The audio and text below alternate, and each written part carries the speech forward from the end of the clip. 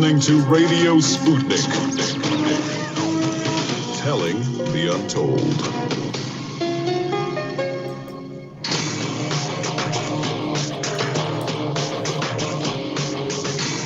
Fault lines.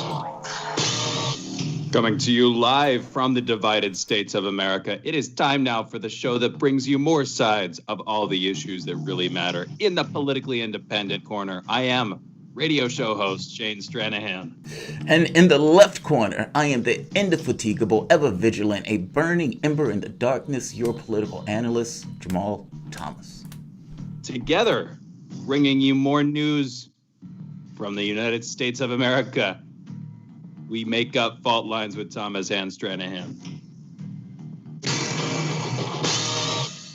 All right, getting into headlines now. We have headlines first for 5-6 minutes, then we go into Jamarl's monologue. Then next segment, we're taking your calls. But first, we have the news. We'll start off with this one today. Brief COVID-19 roundup. Florida has reported more than 10,000 new cases for a 6th day in a row. That's actually, I'm just gonna put that down. We're gonna move on to this real quick after that. The union representing 145,000 educators in Florida, the Florida Education Association, filed a lawsuit on Monday against Governor Ron DeSantis and the state's Department of Education with the objective of stopping schools from reopening at the end of August. The lawsuit argues Florida's plan to reopen schools is unsafe due to the coronavirus pandemic and therefore violates the state's constitution. As CBS Miami reported, the lawsuit demands Florida, quote, develop and implement an online instruction plan aimed at all children and to make internet connectivity and computer devices available to all students so that they can meaningfully engage in virtual instruction until it is safe to reopen brick and mortar schools, end quote. We'll be talking about this more later, I'm sure, but it's interesting. I can see why they're pushing it off until the end of August. With the way things are going, if they don't want students to get sick, I don't see how they can help but push it back later than that.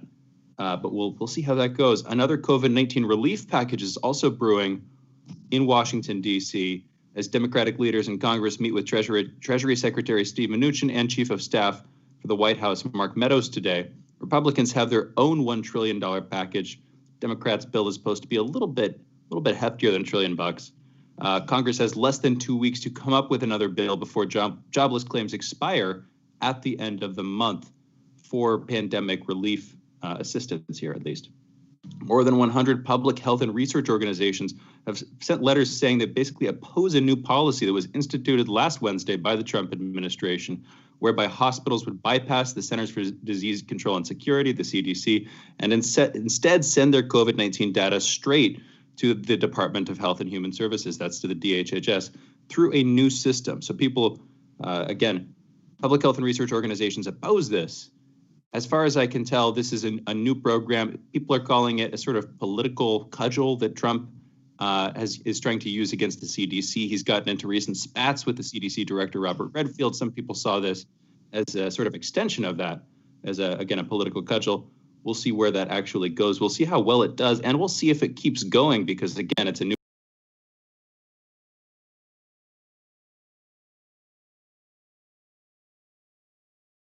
for having an old and buggy and sort of incomplete system that's been handling this stuff. It's too slow to take in new data. Again, though, this might be politicized, so just sort of throwing both sides in there. In our next story, the FBI is investigating the shooting of federal judge Esther Salas's family, which left her son dead and her husband injured. She herself was not injured. The suspect was Roy Den Hollander, known as men's rights activist. Main suspect here. He was found dead of an apparent suicide near Liberty in New York. I want to send a brief shout out to Whitney Webb, a longtime guest on the show, who has a new story on this over at her website, unlimitedhangout.com. I need to finish reading this. She put this out last night after I'd gone to bed. It has interesting connections, basically details about the connections that the suspect had to Kroll Associates, Deutsche Bank, how this might relate to the apparent shooting and attempted assassination of Esther Salas. Again, more over there at unlimitedhangout.com. Hopefully we'll have more on this soon. Hopefully we can talk with her soon on the show about this. In our next story, the EU summit has clinched a $2.1 trillion deal, including both a coronavirus recovery and relief bill, as well as a long-term budget. The summit was supposed to wrap up over the weekend, but it ran into delays over provisions in the bill, as well as over some personal disagreements. We got into those yesterday. the beef between Dutch Prime Minister Mark Rutte and Hungarian leader Viktor Orban. In our next story, a UK parliamentary report has blamed Russia for meddling in the Scottish independence vote, stopping short of accusations of Brexit interference. Just a brief note, the report relied on the testimony of, as far as I can tell, 5 outside sources. 2 of those, William Browder and Christopher Steele, I'll just throw those names out there. Anybody who's been listening to the show will definitely recognize those names, as well as 3 others. There was also Anne Applebaum, Christopher Donnelly, and Edward Lucas. The report that was released was heavily redacted, but again, they stopped short of claiming Brexit interference. This is just about the 2014 Scottish independence vote. Russia's foreign ministry has responded by saying that Moscow has never interfered in the elections process of any country. In our next story, the United States Department of Commerce has sanctioned 11 companies it says are implicated in human rights crimes related to the treatment of the minority Muslim Uyghur population in China. Some of these companies are biotech companies accused of taking samples from prisoners. Others are manufacturing companies accused of using forced labor to sell manufactured goods to American tech companies. Either way, this is interesting. It's sort of a supply chain hit, as far as I can tell. We'll have more on this to talk about later. This is, again, a part of this wider wave of back and forth sanctions between China and the United States, mostly levied by the United States against China, as we've been talking about. In our next headline, related, river flooding in central China has killed more than 140 people in recent weeks and forced more than 2 million others to evacuate. This is the result of a higher than normal strain put on dams along the Yangtze River leading up to the Three Gorges Dam. The Three Gorges Dam, a major infrastructure project for China, one of their largest infrastructure projects in recent years, as far as I can tell. Again, power generation, but also trying to sort of mitigate the worst excesses of these floods. And we'll see how that goes. This is, again, putting a lot of strain on it. I've heard people talking about the possibility of it breaking. That might be just sort of Western propaganda. We'll see. In our next story, the Taliban are claiming responsibility for a deadly attack in Afghanistan. They were targeting Afghan army troops. Again, the reporting that I'm seeing about this is that the Taliban has been stepping up attacks amid disagreements over a delayed prisoner swap. So there's some existing conflict or tension that might be coming out. More on that later, hopefully.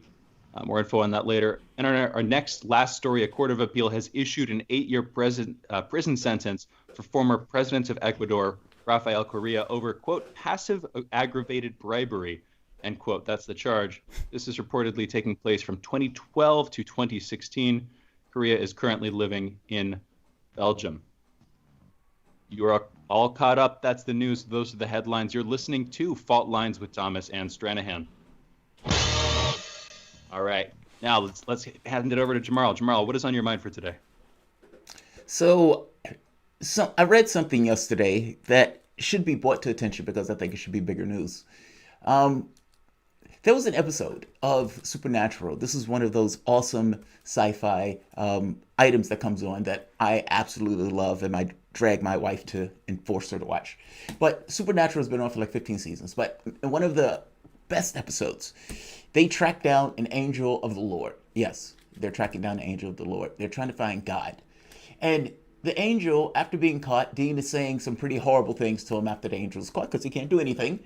And he tells him, he says, do you understand you're living in a godless world, boy? Now, he's telling him this because he's trying to impart to him that, look, God is left. There's no God. And basically, there's no hand on the wheel. Everything is permitted. Now, what that means is any notion of right, wrong, good, bad, morality goes along the way with God. And if you can't necessarily define or prove or get across such, and especially from the standpoint of political debate, you can't necessarily add any such fixture in, you're left with only opinions, point of view. Now, those points of view can be tethered to, objective reality in some way, but in all real terms, nothing is real, especially in the context of what we're considering to be law, what we're considered, none of those things. Those things are entirely and only upheld by institutions. And when those institutions fray and fall apart, we are left basically with anything goes. This is never more true than issues of foreign policy. You can point to domestic contrivances, basically liberalism being the mask that basically hides what is true about the world. In real terms, you had a president of the United States, the last one, basically foment wars in various countries in order for geopolitical interests, meaning getting 500,000 people killed in Syria, or for that matter, outright destroying Libya.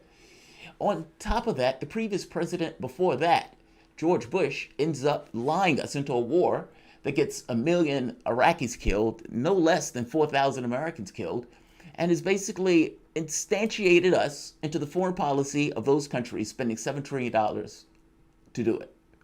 Now, we know he did it. Nancy Pelosi herself says George Bush was lying, and I knew George Bush was lying. Great. If you knew George Bush was lying, if once Obama got in office, we knew George Bush was lying. If George Bush could assert openly, yes, I said waterboard him, and the public turns a blind eye to that, when you have a gulag on the coast of Cuba, basically Guantanamo Bay, how do you turn a blind eye to that?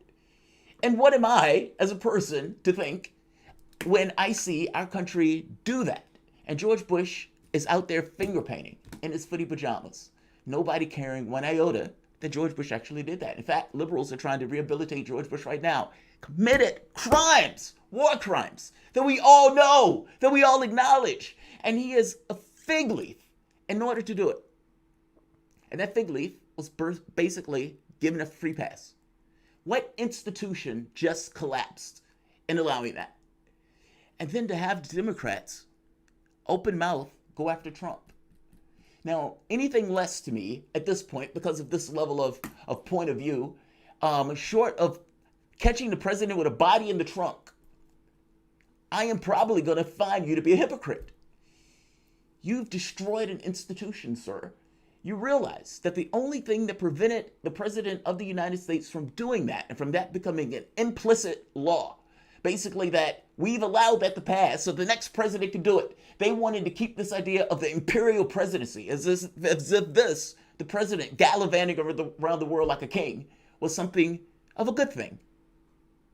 Why do you think the Democrats didn't impeach Bush? Because they wanted that power themselves. And they knew that the next Democratic president that gets in office, the last thing they want to do is to impeach Bush for something that they may want to use. And what do you know? Obama wanted to use it. He was just a more competent manager of it. The point I'm trying to make to you is that there is no magic keeping your system, your country, from going to pot. None. There's no magical device. All that you have is public will and political will to keep those things in play. And there are some crimes, apparently, that don't seem to matter one iota. I mean, understand what's taking place around the world. You have Donald Trump that is basically openly attacking Venezuela, openly attacking Iran, and flagrantly ignoring any notion of international law. And as I said before, there's no such thing as international law. You have countries, larger countries, that prey on other countries, and smaller countries that don't have the clout, or for that matter, that don't have nuclear weapons and can't defend themselves per se. Well, they can get taken by the ICC, but from the standpoint of larger countries, no. Those countries do as they want, and basically everyone else just deals. We have a propaganda outlet. We have political clout. We have financial clout. We have military clout, and all of those things are used to the interests for geopolitical ends. And fact of the matter is, our media gives it a pass. Donald Trump has been talking to one John Yo. John Yo is the one who's famous for the torture memos that basically gave Bush the permission, the political purview that would allow torture. Now, he's talking to John Yo because he's trying to find reasons and rationale to basically come up with, to rule by decree. Because basically, when Obama passed DACA, and knowing that this was ignoring the law per se, it gives the next president in line to do the exact same thing. Those troops that are on our soil right now, federal troops that Donald Trump has put on our soil, that's just the beginning. He is looking for legal rationale to find ways to go further in that on other issues, for example, maybe healthcare or economic ends, and is using this public unrest as a rationale to do so. John Yo and the torture that we just let slide is talking to the president right here that everyone else is calling a lunatic. And those troops on the soil is just the beginning. You're listening to Fault Lines with Thomas and Stranahan. We'll be back in a moment. I ran a bit long. Thanks all.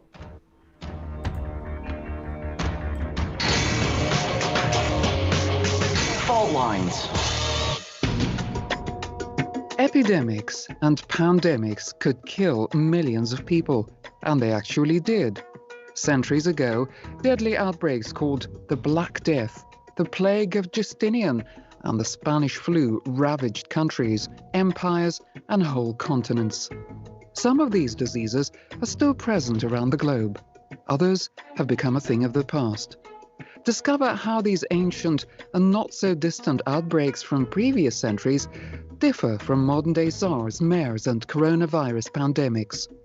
Listen to our new series, Outbreak, the deadliest epidemics in human history, this week on Radio Sputnik.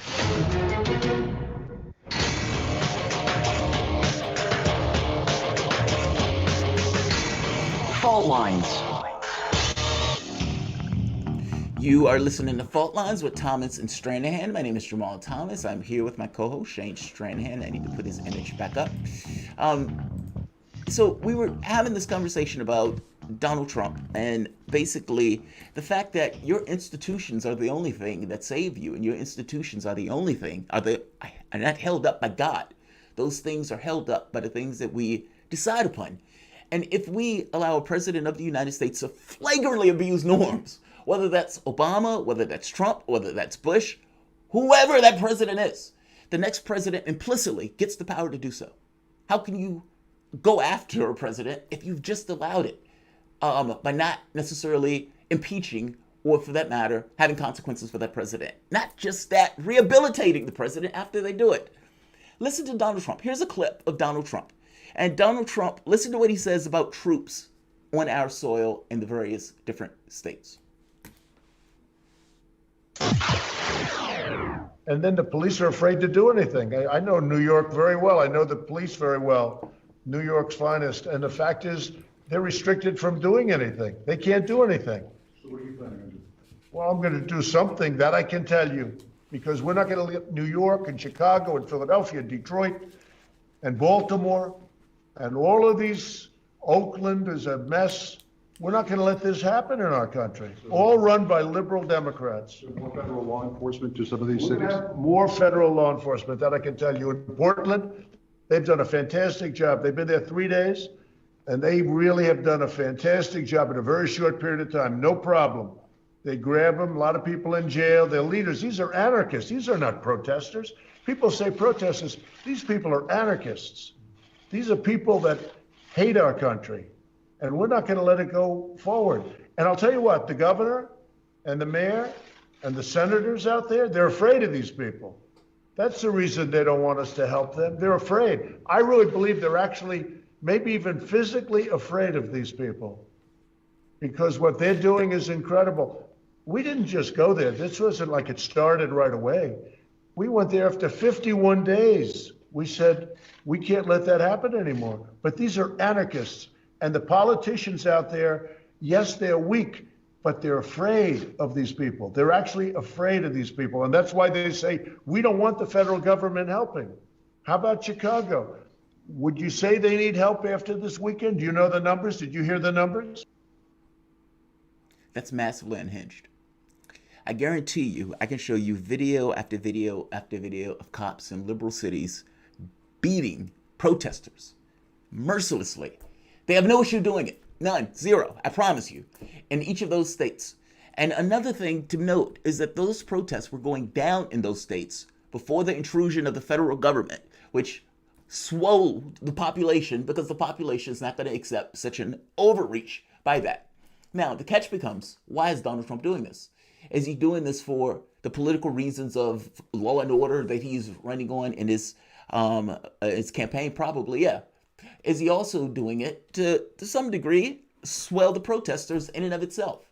If indeed he's talking John Yo with ways of trying to find executive orders to basically skirt laws to rule by decree on some of these items, it helps him to have a large number of people in the streets where he can say, this place is uncontrollable, and there go, I need to take one step after another to rule on issues of decree. Look, I hate to tell you this, but you've given him this. I mean, I understand DACA was good. Don't misunderstand me. But the moment that you set the precedent for DACA, you set the precedent for other things where a president can fashion law in the same way. And by the way, even if you get that law struck down, how long does it take for the president to set up something where it takes months, if not years, for you to get that to the Supreme Court for that thing to be struck down in and of itself? Look, this is massively dangerous.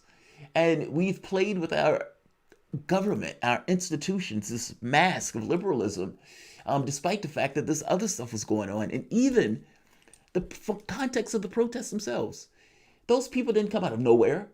You've had years, you've had decades of people being put in miserable, miserable situations. And as if those people didn't exist.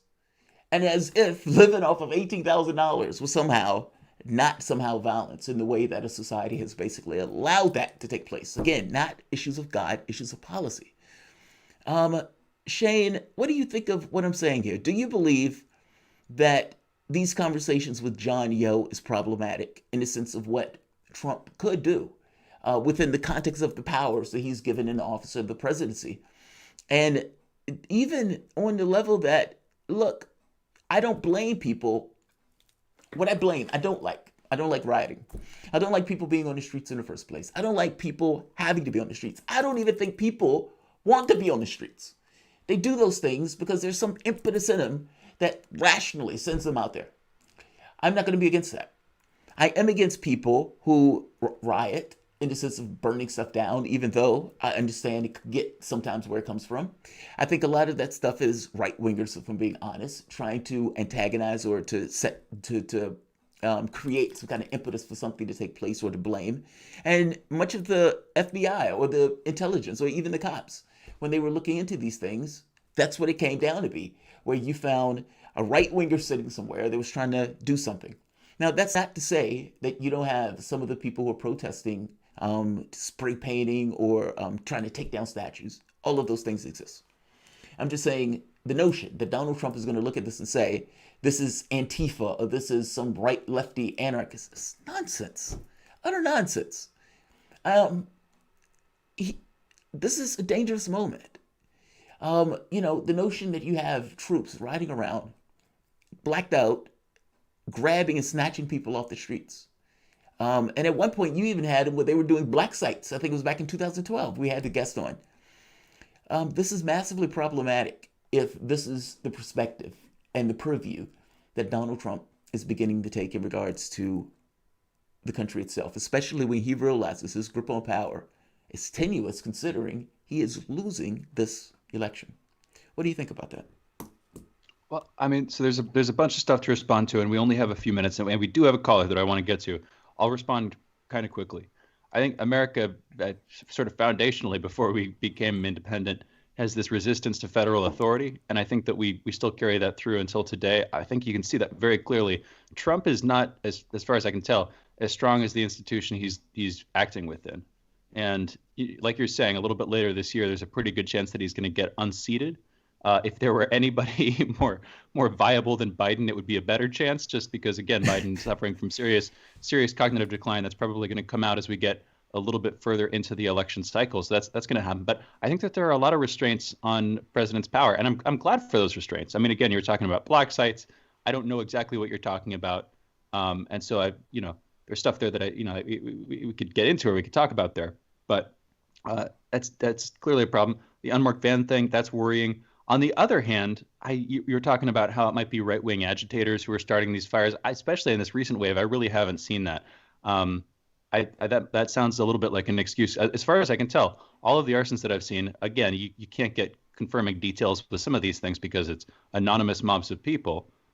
So there's only so much you can actually unmask and reveal about the underlying situation and who caused what. But as far as I can tell, a lot of the like arson and stuff, a lot of the more damaging forms of violence against physical property, that just seems to be coming from the quote unquote mob. That seems to be coming from the group of people who I'm guessing are left leaning, if they're identified with anything politically at all. Another way of looking at this is that these riots, while they might have sort of left-wing undertones in terms of the flavor or the pursuit or the ideas a lot of the people are talking about, or the tactics organizationally, a lot of the backing is definitely left-wing and pretty establishment left-wing.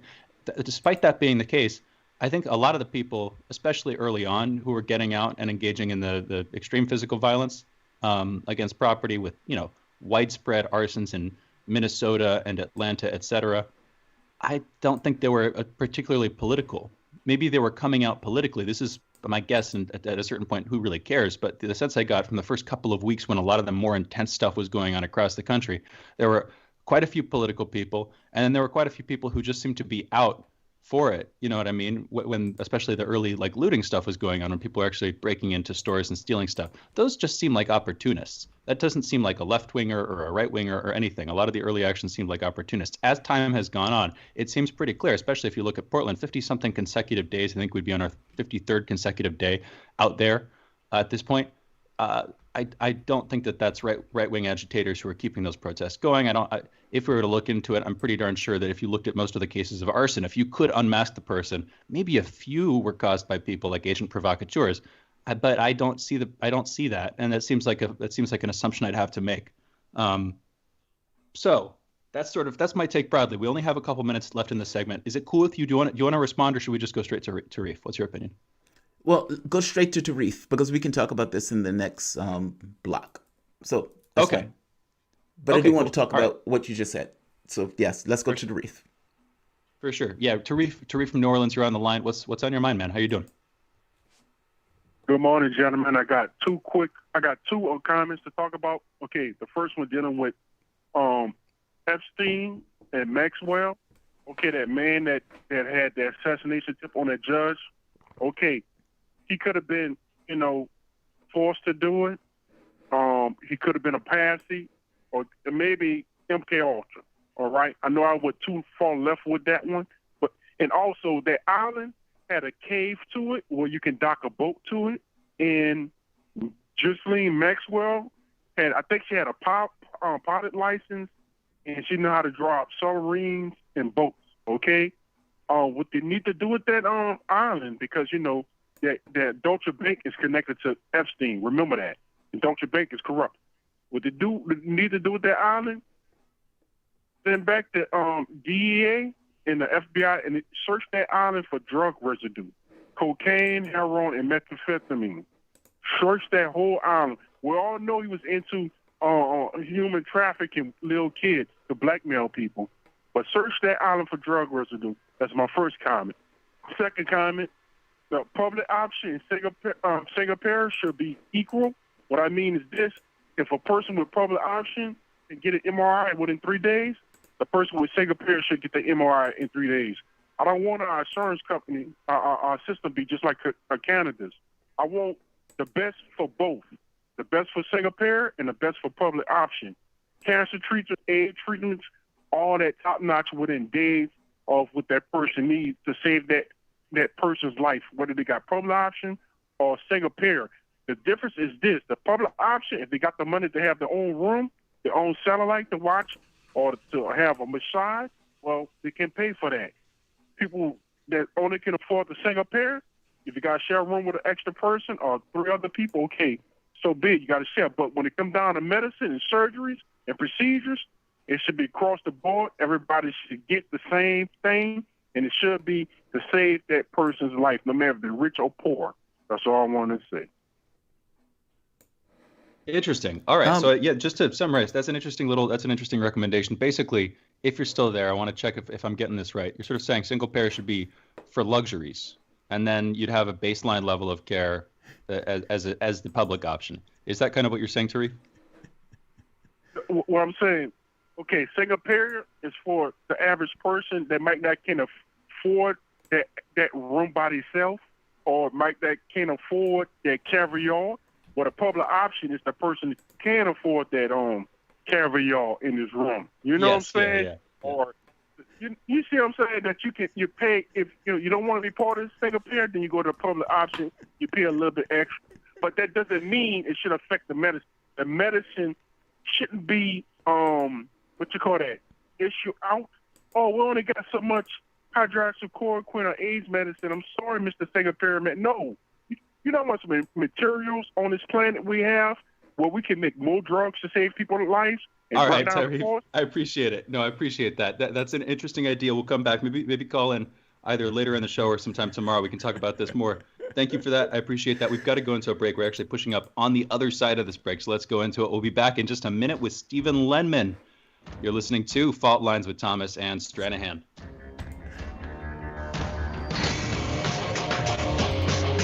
Fault lines. You're listening to Radio Sputnik. Shooting from the lip. We're taking no prisoners here. Real opinions for real people. Where we bring you people with controversial views, and instead of trying to catch them out, we actually let them expand on their views. What's going on in British politics, European politics, and indeed in world politics as well. And wherever you are, whether you're a UKIP supporter, a Tory or Labour, everything is in turmoil. John Gaunt. Shooting from the lip.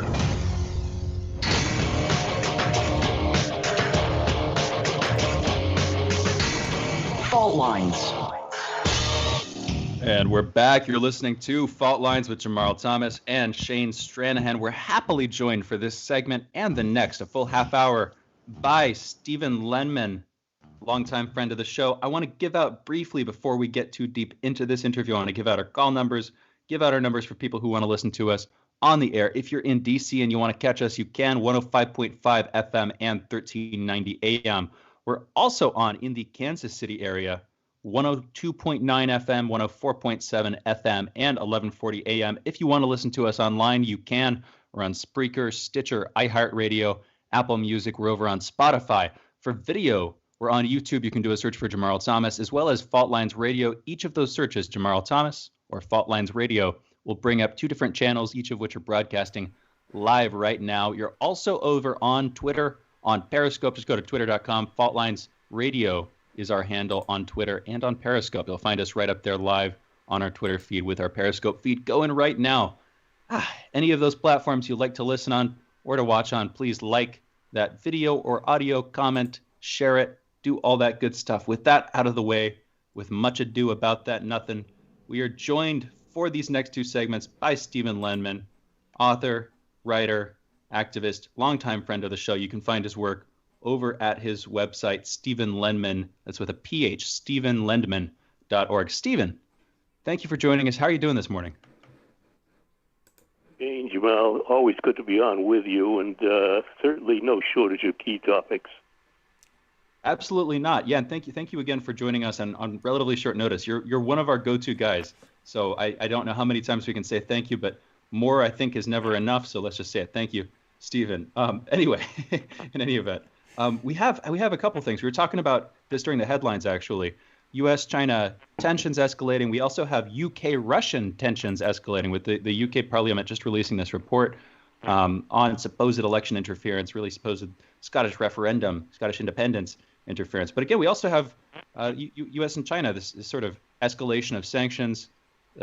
Commerce Department this morning released, yesterday, I believe, released sanctions on 11 new Chinese companies over the whole Uyghur thing, the treatment of Uyghur population.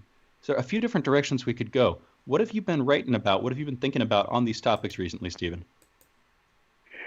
I've been writing about, I believe, all of the key ones. The one I've been devoting the most time to is what's going on between the U.S. and China, and the latest putting 11 more Chinese enterprises on what's called the U.S. Entity List. I have an article that I've written. I'll post it a little bit later, shortly this morning on my website. This is going on, and it's escalating. Things are just, the U.S. is pushing the envelope toward rupturing relations with China, literally moving to the possibility where an unthinkable confrontation, belligerent confrontation, could happen between the U.S. and China. Two thermonuclear powers. The U.S. has been in a lot of wars throughout its history to the present day, but it's never gone to war against a nuclear power. Good Lord. I mean, if this happens, I'm reminded of, and I've mentioned this a number of times in my articles, back around 1983, I believe, the founder of America's nuclear navy, Admiral Hyman Rickover, explained to Congress that when nations go to war with each other, they will use whatever weapons they have in their arsenal to win, if they need to. Doesn't mean they'll use nukes if they don't need to use them. I mean, the U.S. has had nukes since 1945 at least. Only used them once when the war was over. Didn't use them to win the war. The war was already over. Used them anyway against Japan. But certainly the U.S. has a heavy arsenal of thermal nukes and ballistic missiles. They can deliver them anywhere. The same is true for Russia and China.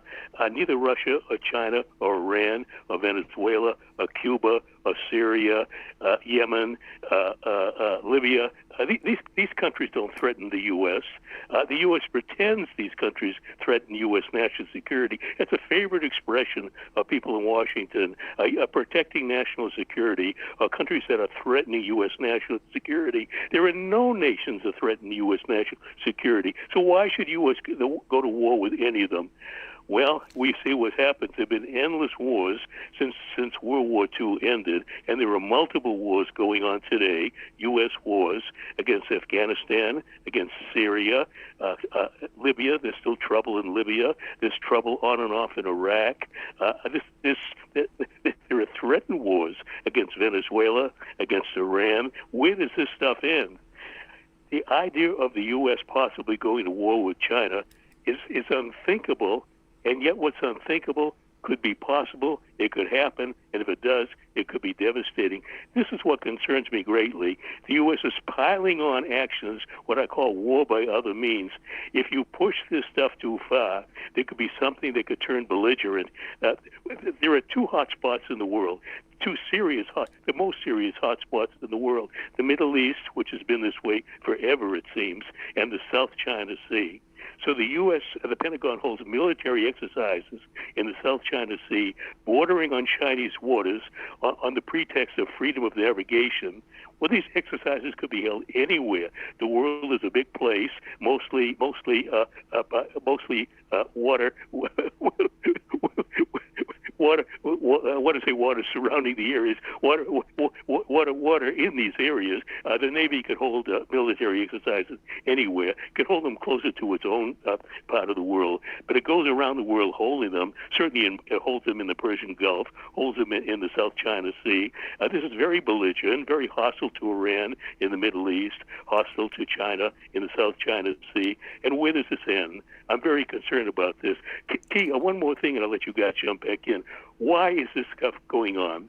China poses no national security threat except that it's rising economically, industrially, technologically. It's got a strong military. It favors cooperative relations with other countries. But China is rising at a time when America has been declining for decades, I believe. I went on my own radio program. I don't have anymore. I give it up because my energy is, I only have so much energy at my advanced stage. I gave it up a few years ago. But I once had historian Gabriel Coco on my program. He believed that U.S. decline began during the Korean War. And Chalmers Johnson, who I once had on, said he believed that the U.S.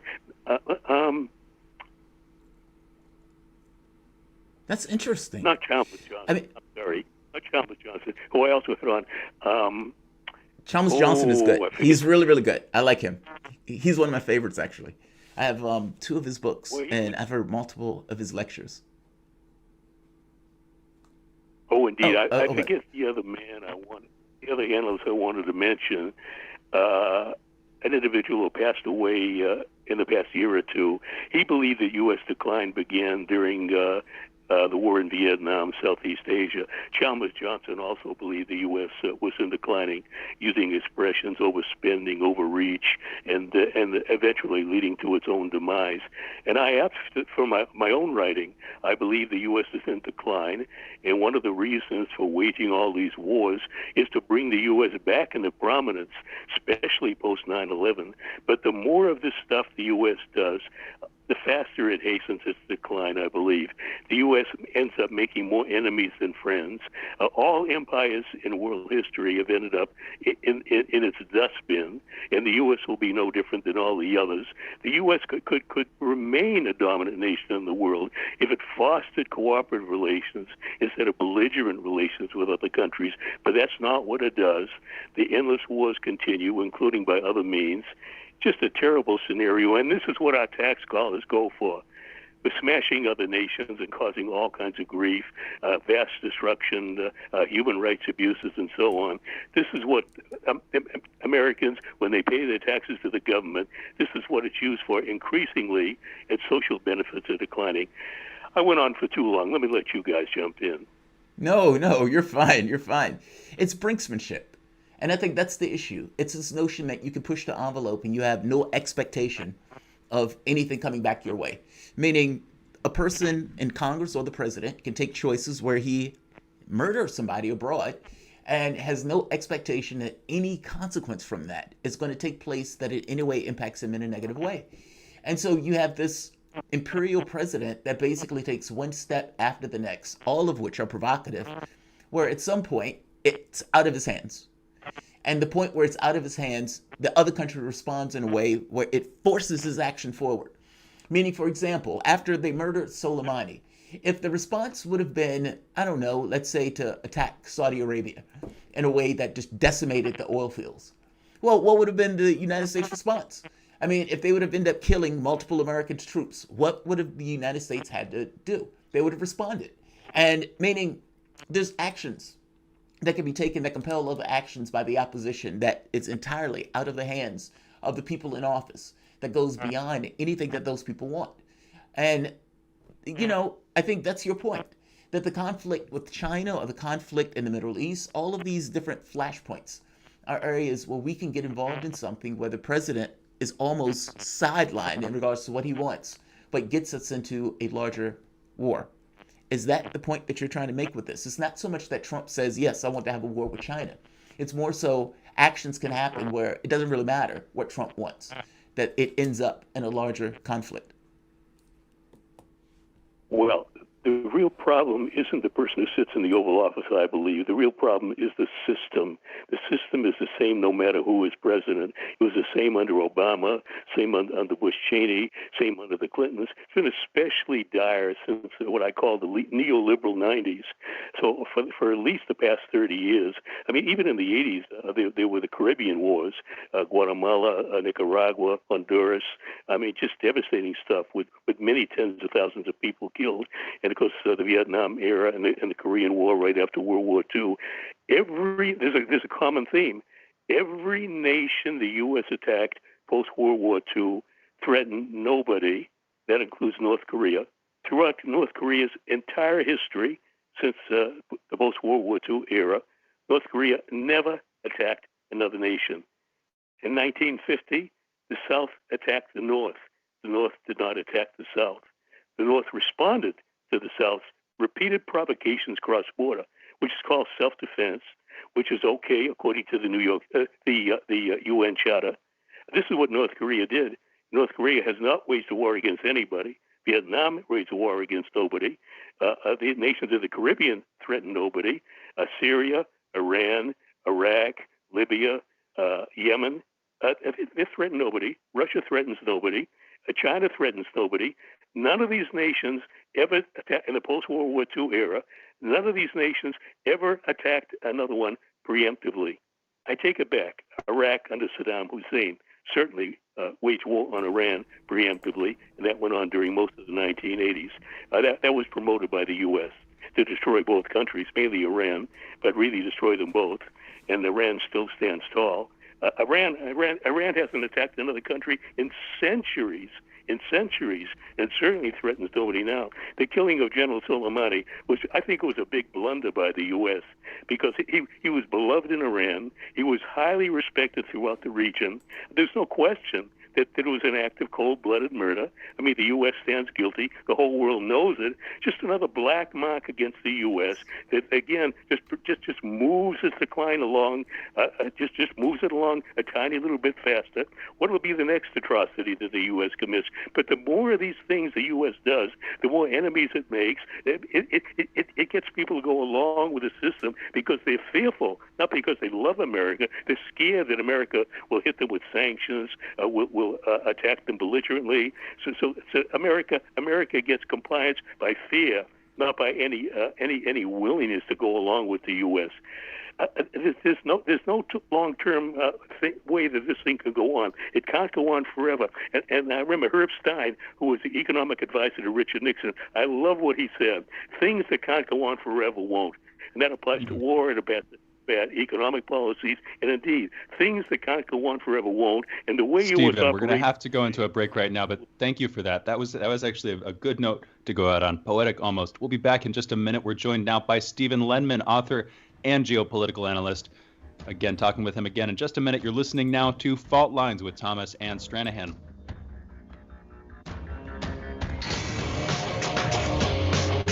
Fault Lines. Tune in Tuesdays to Loud and Clear with Brian Becker for Women in Society with Professor Hannah Dickinson, where we talk about the major issues, challenges, and struggles facing women in all aspects of society. Hannah Dickinson, professor and organizer with the Geneva Women's Assembly, joins the show this Tuesday and every Tuesday on Loud and Clear. Stuck in traffic? No problem. Stay informed. Stay tuned to Radio Sputnik on 105.5 FM or 1390 AM in the Washington, D.C. area. Need more? Follow us on Facebook or check us out on SputnikNews.com.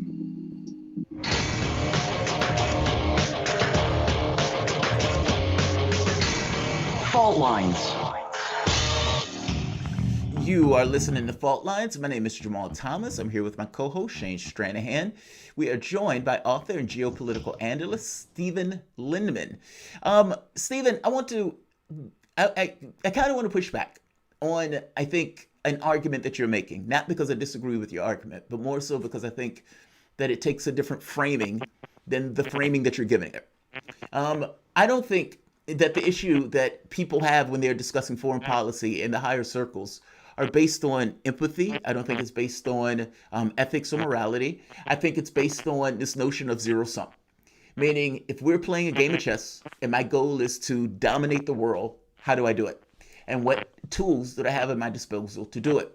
Now, I may put on a humanitarian mask because it's easier to do so I can make an argument for humanitarian bombs that turn into daisies when they hit a good person, but everybody else it keeps in a thing of hellfire.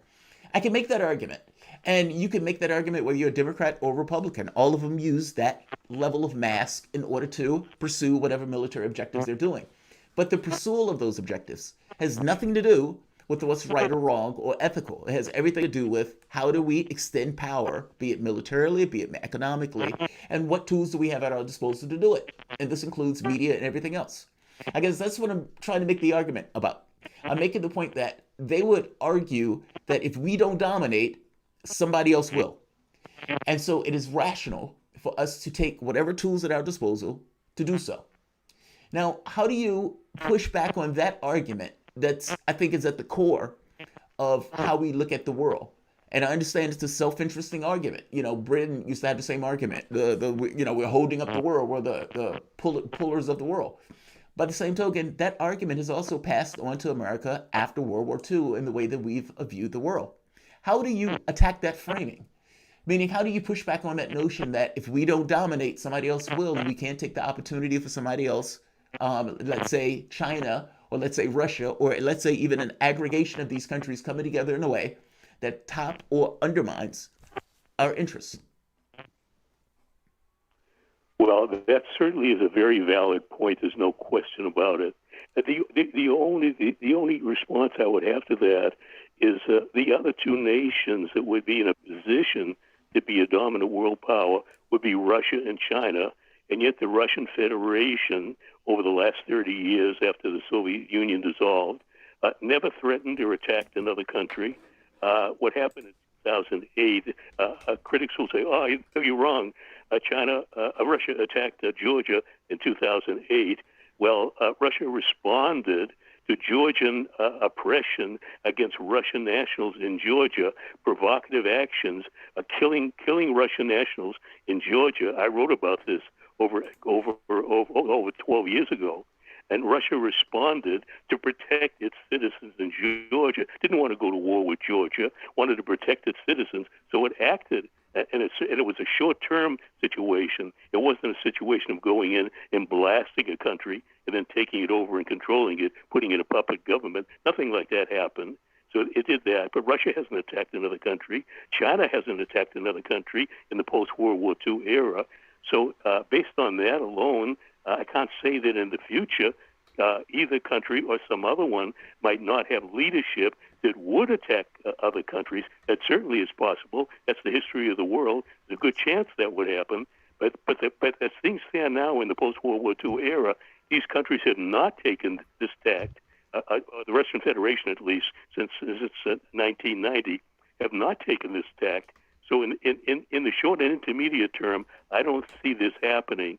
The U.S. can counter that by being strong enough militarily, but the U.S. spends trillions and trillions of dollars on militarism and all kinds of weapons, besides the war making. You don't need to spend that amount of money to be militarily safe, especially in the nuclear age with all kinds of high-tech weapons and so on. You can spend a tiny fraction of that and be safe to make other nations not want to attack you if they know you can strike back and hit them very hard as they can hit you. It gives them pause about whether they want to attack you. The U.S. doesn't spend $700-odd billion a year on militarism. It spends, I don't know what the amount is. There are black budgets with trillions of dollars in them. It's been a good while, but I wrote an article a few years ago that since around the mid-1990s, or maybe the late 1990s, the Pentagon wasted something on the order, if I remember the figure, something on the order from that time to around maybe 2015, maybe $8 trillion. $8 trillion in waste, fraud, and abuse. So the military budget over that time has maybe gone from 400 or 500 billion to 700, maybe up to 800 billion, something like that. Well, it's far more than that. It may be 10 times that amount. And the current U.S. Defense budget, which to me is a war budget, is maybe a couple of $1 trillion, plus all the black budgets, which maybe be 2 or 3 times that amount. I mean, the money just gets printed and created in any amount that the U.S. wants, and it's used for nefarious purposes instead of constructive purposes. I think if the U.S. Pursued peaceful relations, cooperative relations with other countries, at least for a considerable time in the future, maybe a few decades, we could have world peace and stability. We could have prosperity.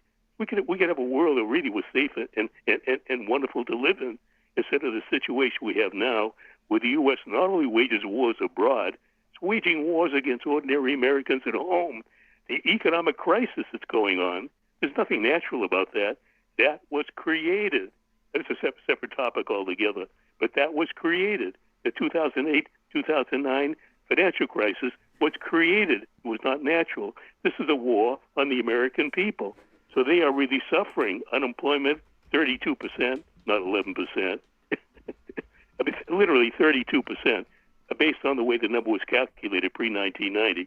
So almost a third of the U.S. population is unemployed. To me, that's a war on the American people. What are they going to do? And Congress is debating more stimulus. There will probably be a lot less than the package that runs out the end of this month in a few days. So there's war going on against people at home and abroad. To me, this is no way to run a country, and no way for the country to survive long-term by doing these kinds of things. It proved the demise of all of the countries in history that took this path. It'll be the same one for America. I would like America to be strong and wonderful for many, many centuries to come. But the way it's going, it will end up in the dustbin of history, and I have no doubt about that whatsoever, unless it changes its ways. And instead of changing them, things are getting worse, not better. I think that's very clear. Again, looking at the 2 people running for president later this year, I think that's as clear a sign as ever that things aren't going well here. One of the things I wonder about is this idea that the American body politic, or specifically the American government, is kind of a hydra, and it was meant to be a hydra by design. So going centuries back, to the founding, you had this idea of not only splitting the government sort of against itself with the legislative branch, the judiciary, and the executive branch, but then, of course, you got the development of party politics. That's part of democracy, sure, to a certain extent, but it seems like the hydra has become the state itself. You have all of these different sort of internecine governmental bureaucracies, different, like you were talking about, the black box budgets over at the Pentagon, the CIA. You have these various forces that will infight. They'll sort of fight between each other, and therefore what you get is the balkanization of foreign policy, economic policy at home. For all the worries that a lot of people have about a sort of central government in a conspiratorial sense, ordering certain things to be done or trying to disenfranchise the poor people in this country or invade countries outside of our own. I'm almost a little bit more worried that the problem here is something like the opposite, is that you have this infighting going on behind the scenes that we're only superficially aware of, but that constantly disrupts and derails any feasible attempt at some resolution of our problems. What's your take on that, Stephen? How am I getting that wrong? What do you think of that? Well, I think there's no question that the government, mainly the federal government, but it goes on at the state and local levels as well, ordinary people are exploited. An article I wrote a number of years ago on the Bilderbergs, it was one of my best read articles. It keeps resurfacing every now and then. The ultimate plan of the U.S. is to have a ruler-served society and extend it worldwide and militarize it for control. The idea to turn U.S. workers into serfs after the 2008-09 financial crisis. I wrote about the third worldization of America. I mean, these are all steps along the way of turning U.S. workers into low-wage, poor and no-benefit people, just barely getting subsistence wages to survive, and the great benefits going to the privileged class of America. I mean, this is fascism combined with all the wars that are going on. When I grew up, America certainly was not beautiful, but it was a far, far different place than the way it is now. There were really opportunities for anybody like me. I was a kid with nothing special going for me. I mean, I went to 2 top schools when tuition was affordable. There were great job opportunities when I got out of school. The economy was a little soft, but I had no trouble finding a job. I took 1 day off after graduate school, then went to work. Today, I might be working at McDonald's because there'd be no jobs for somebody like me. I was a marketing analyst for a number of years before I went into small family business. And the business that we were in would have been put out of business permanently based on what's going on now. We retired and got out of it at the end of the 1990s, but it gives me chills to think that if we began 20 years later, we'd be out of business now, wondering what the devil are we going to do. This is the state of America today. It's a terrible situation for people in the country, the great majority of Americans that are harmed so much, and instead of improving things, both Republicans and Democrats are proceeding along the same way. If Biden succeeds Trump, it'll be no different. It'll be the same dirty system, the same stuff going on domestically and abroad. It'll keep getting worse. I'm an old guy, so I may not be around to see how this thing ends, but I fear for young people who don't have a future to look forward to the way I did. Stephen, we only have about a minute left. How do we get out of this? And I know that is an expansive question, but I would make the point that there doesn't seem to be a voting solution to it, at the very least not in the immediate way. How does this, I don't want to say how this ends, but what's the way of trying to, at the very least, impact the situation? Because any impacting of it is going to have to take place domestically. Oh, I can answer that easily. Ordinary people have power when they use it. I believe the only solution is nonviolent revolution. This country had a revolution once, but it really wasn't a revolution, just a change in management, same old dirty system. But ordinary people, if they use the power they have to get out on the streets nonviolently and keep pushing for the change that they want, which is just equity and justice, if they do that, to stay in the course, don't let the energy wane, just stay the course long enough that they could get things they'll never get any other way. Voting is a waste of time. It accomplishes nothing. The same sturdy stuff continues. You got to get out in the street and protest nonviolently and stay the course. And if this ever happens, which it may, it's happened in other countries, then big change is possible, and it could happen for the better. Thank you, Stephen. That was the voice of Stephen Lendman. Really appreciate you joining us. You've been listening to Fault Lines with Jamarl Thomas and Shane Stranahan. We'll be back in just a minute. Another 2 great hours coming up. For everybody who is listening there to Stephen, and if you want to find him, just go to stephenlendman.org. STEPHENLENDMAN.org. Be back in just a minute. Another 2 great hours coming up. Fault Lines with Thomas and Stranahan.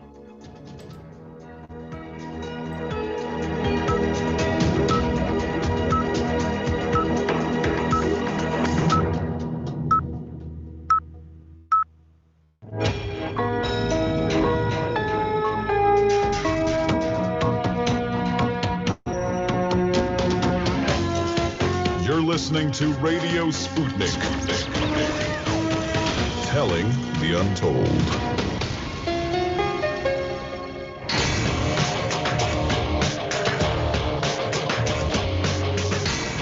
Fault lines. Live from the divided states of America, welcome to your daily inoculation for propaganda. In the left corner, I am the indefatigable, ever-vigilant, the last antibody to a sick and seizing political system, your political analyst, Jamarl Thomas. And in the politically independent corner, I am your nondescript radio show host, Shane Stranahan. You are listening to Fault Lines with Thomas and Stranahan. All right, let's get to the headlines. In the news, I've added this one in because I think this is relevant, at the very least from the standpoint of people who are on the left.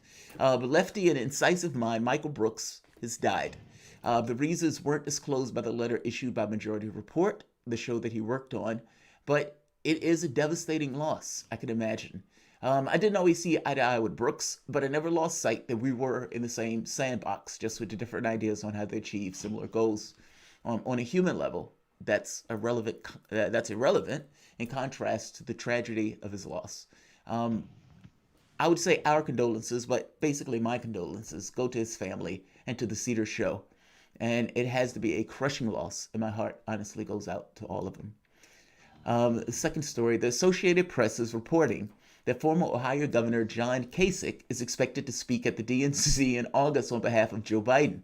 This persists the clown car of Republicans that have spurned support for their standard bearer, one Republican President Donald Trump, in favor of setting themselves on fire for Democratic President Joe Biden. Now, the former governor of Ohio, John Kasich, is a lifelong Republican who rose to prominence in the Tea Party movement, but his criticisms of Donald Trump has been enough to make him a new liberal darling. Interesting.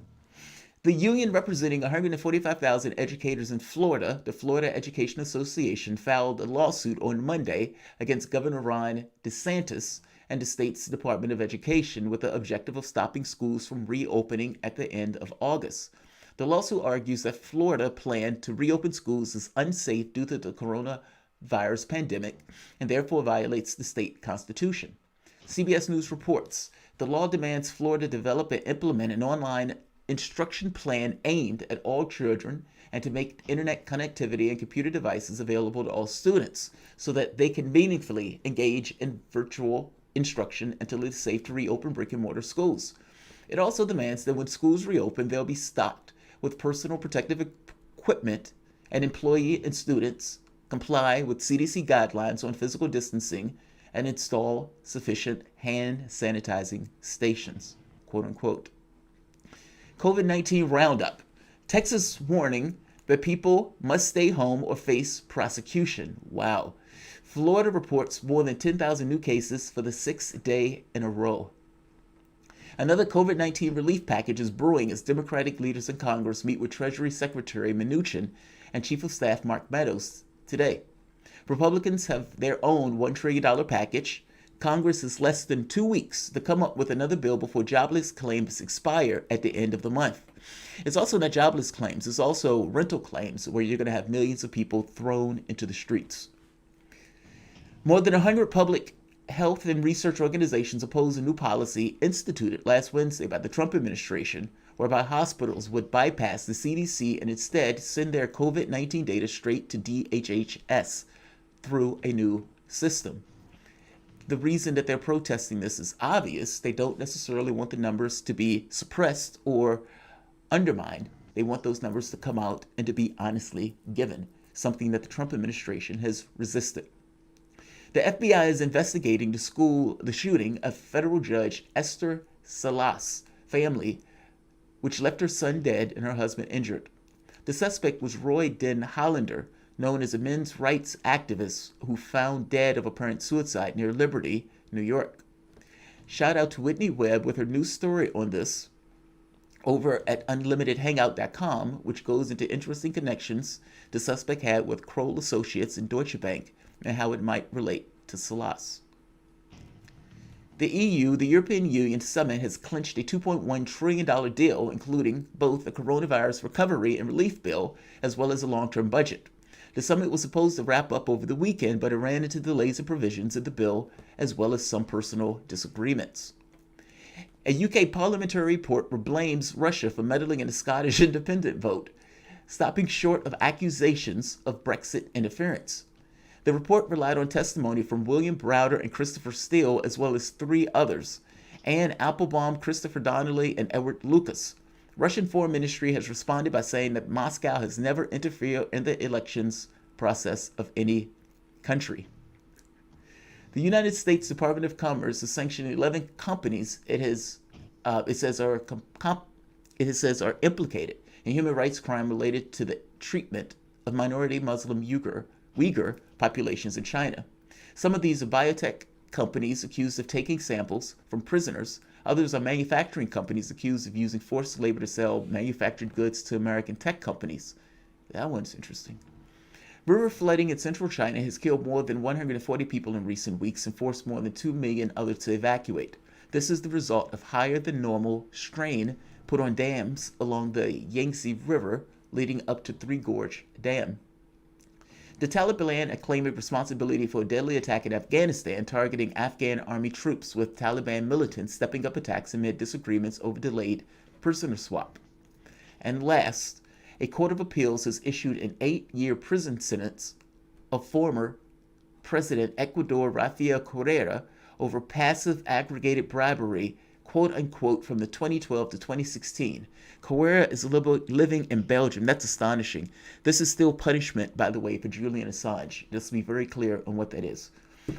Those are the headlines. You're listening to Thomas and Stranahan.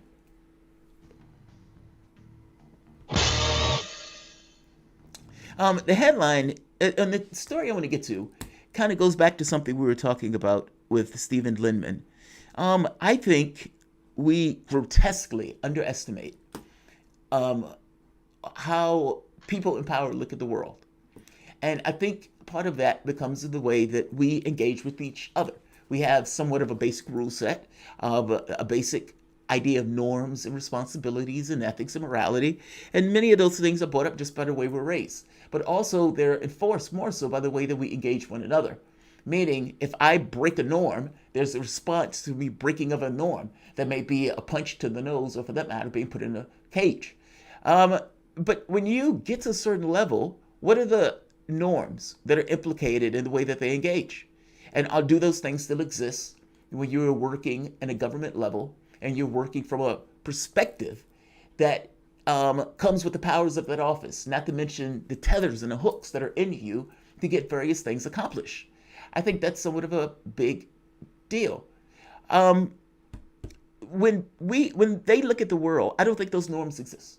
I just don't. I think they look at the world in a very particular way about how can we expand the influence and strength of this country. And anybody that is not on the same page with us is fair game for assault. And I have a hard time seeing, or not seeing, how other people don't see that.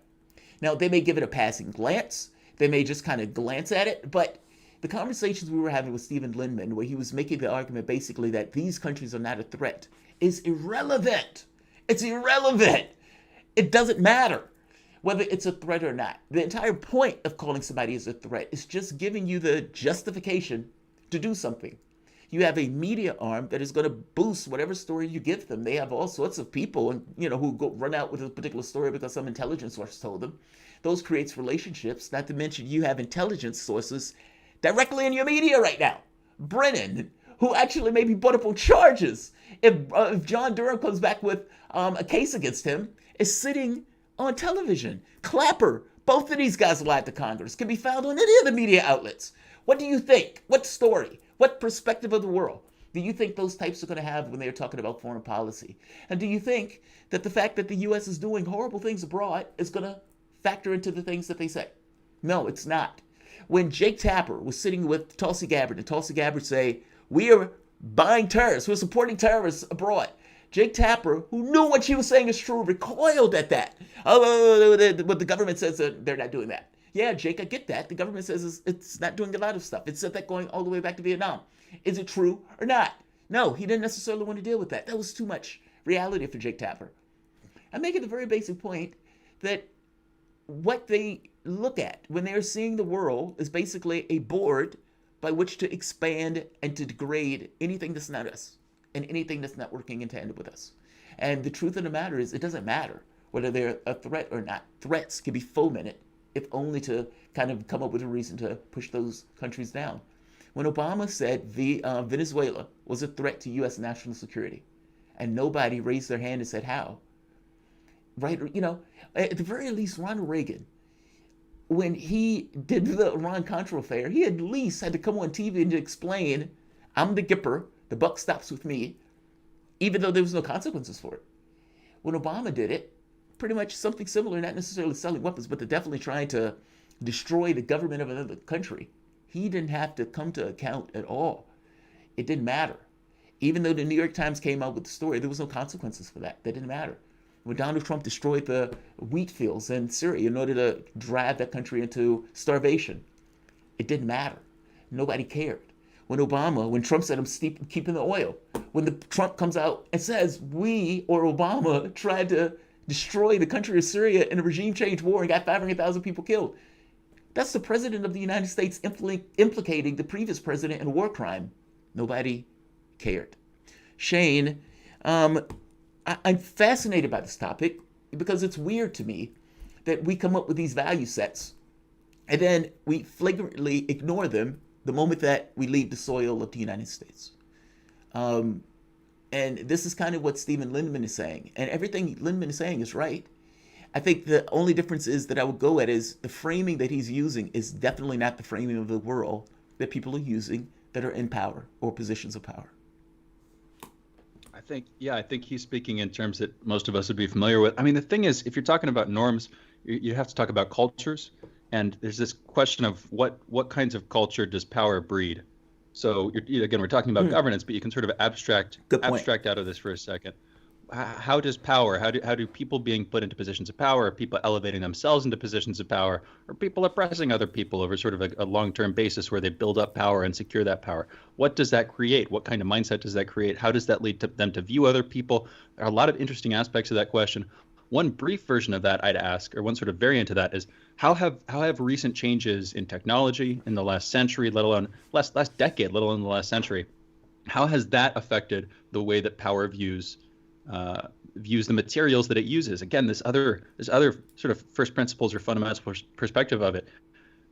Maybe power doesn't have its own moral set, or if it does, all that it cares about is itself. In this sort of technical sense, if you view power as a sort of self-stabilizing, self-supporting entity, whoever's put into positions of power over other people, they're not operating on the same plane sociologically, mentally, as people living in a society. To the extent that you can sort of entrench yourself in this position where you're able to exercise your power over other people, it's a different kind of psychology. And I think a lot of political philosophy throughout history has been, how can you make it so that the people who are in positions of power have the same ethics as the people they're supposed to represent or the people they have power over? That's a long-standing problem. I don't know how the heck we resolve it. We've been working at it for thousands of years, and a lot of the anarchists would say we can't resolve it, and so they don't want power in general. But regardless, you know what?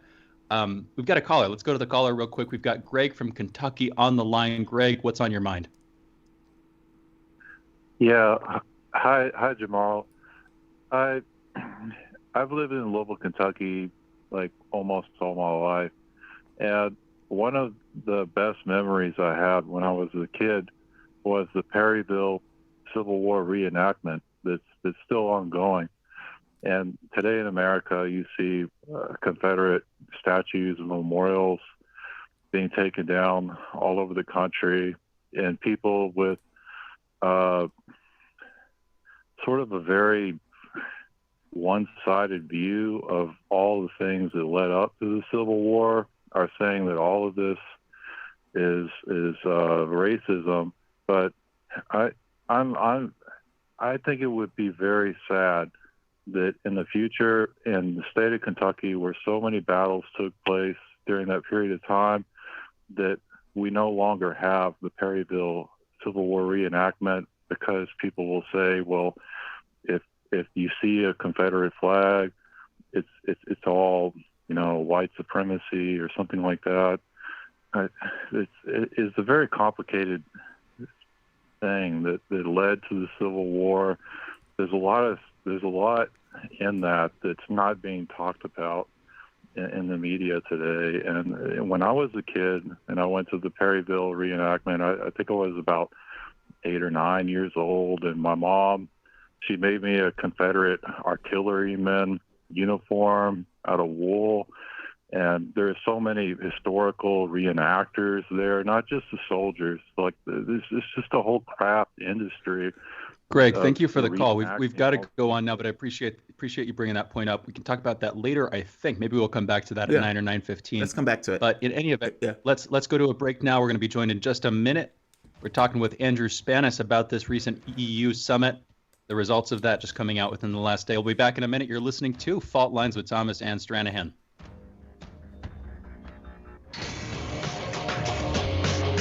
Fault lines. Want to talk? Get in touch with us at radio@sputniknews.com.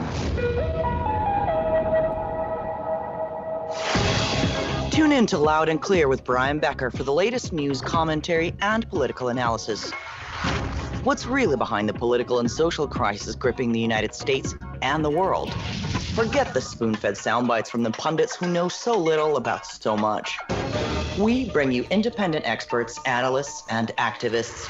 Learn what really makes the decision makers take from the boardrooms of Wall Street to the West Wing of the White House. Here is where the people fighting for change speak and are heard loud and clear, 5 days a week on Radio Sputnik and SputnikNews.com.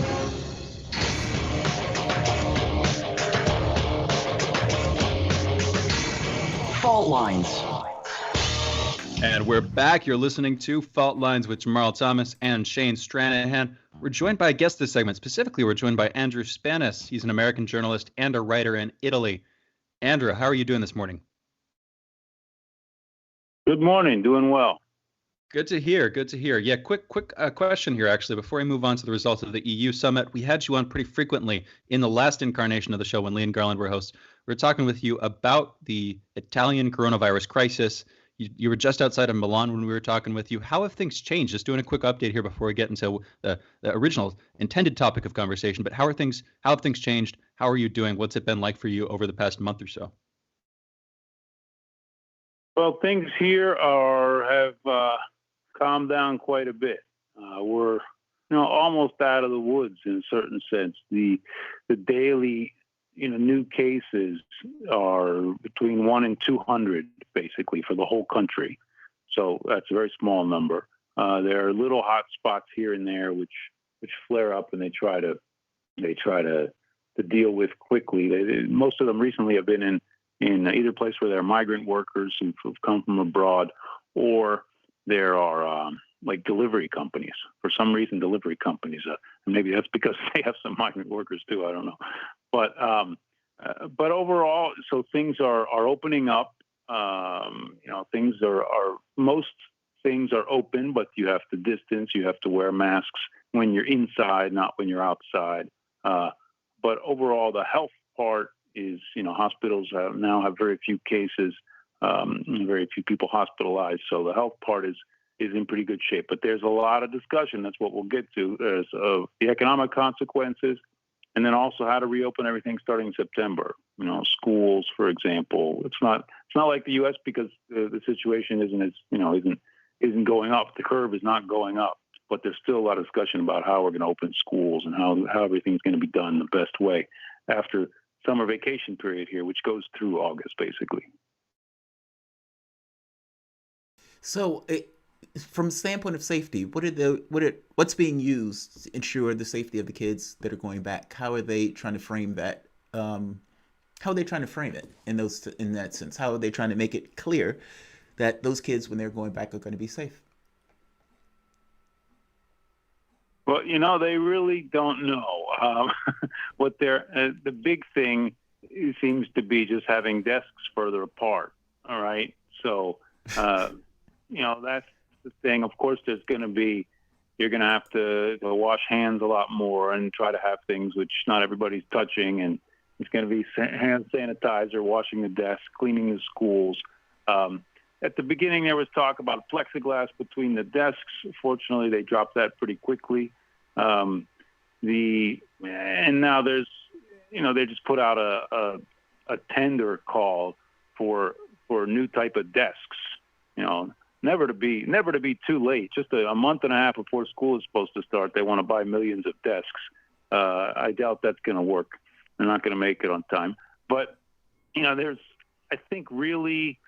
And this is from my point of view, from someone who has never downplayed the virus. To the contrary, I was, at the beginning, I was saying that this was very serious when a lot of people here were saying we're downplaying it.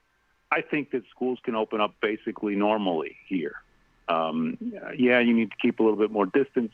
You need to be careful about, about how kids, creating situations where there's not, what you could consider super spreader situations, but for the most part, the virus is contained. The virus is contained, and where the cases are tracked very quickly. And I don't think that, that you require an overhaul of the way schools work here.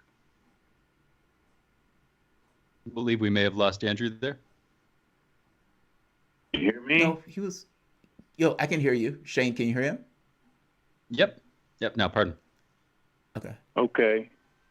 Did you get the end of what I said? I just said I don't think that you need to have major changes really in the way schools are done here because the virus is contained. Of course, that could change, but for now, the situation looks like it's gonna require just basic precautions of some more distance and cleaning a lot. Great. Thank you. Yeah, I think I might have just cut for a second. I didn't hear the end of what you were saying, but that exactly fits. I'm a little bit ashamed to admit it, but I'm glad that we're not the only ones wringing our hands over how to reopen schools. That is the states. But again, like you're saying, you have it much better under control than we do. So it makes more sense in some sense for us to be wringing our hands than it might for you guys. I actually want to turn to the coronavirus relief bill that was being pushed by the EU summit that seems to have come out of that successfully. I want to go into some of the conflicts that came up during the summit. It started on Friday. It was supposed to end on Saturday. As far as I can tell, it basically ended last night, and they got something out of it. What we were talking about yesterday, though, were some of the conflicts, the tension that was building up there, specifically between Viktor Orban and the Dutch Prime Minister, Mark Rutte. Could you go into a bit of that? What else am I leaving off the table there in terms of the topic of the conversation, what people were disagreeing over that delayed the results of this, and then what actually came out of the summit? What's your take on this? Well, they made a deal, reached a deal at 5:00 in the morning or so after 90 hours technically of summit. I assume they went and took naps and went to the bathroom, but this is supposed to be this huge change because the goal is, for the first time, although not technically, but for the first time on a large scale, to basically consider a significant amount of money together as European money and then divvy it up among countries based on their needs.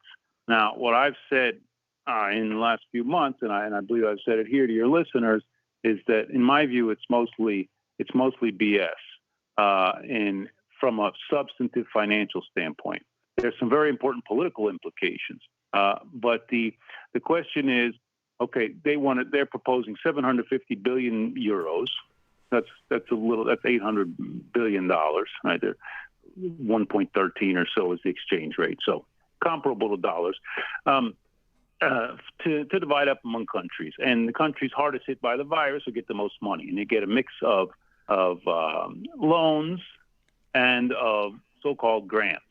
The fact is that the grants, if you aren't really grants, because and Italy is the country would get the most out of all this, because Italy is the country that was hardest. Italy, Spain, the UK is on its way out, so they're not involved. Spain and the other countries hit very hard.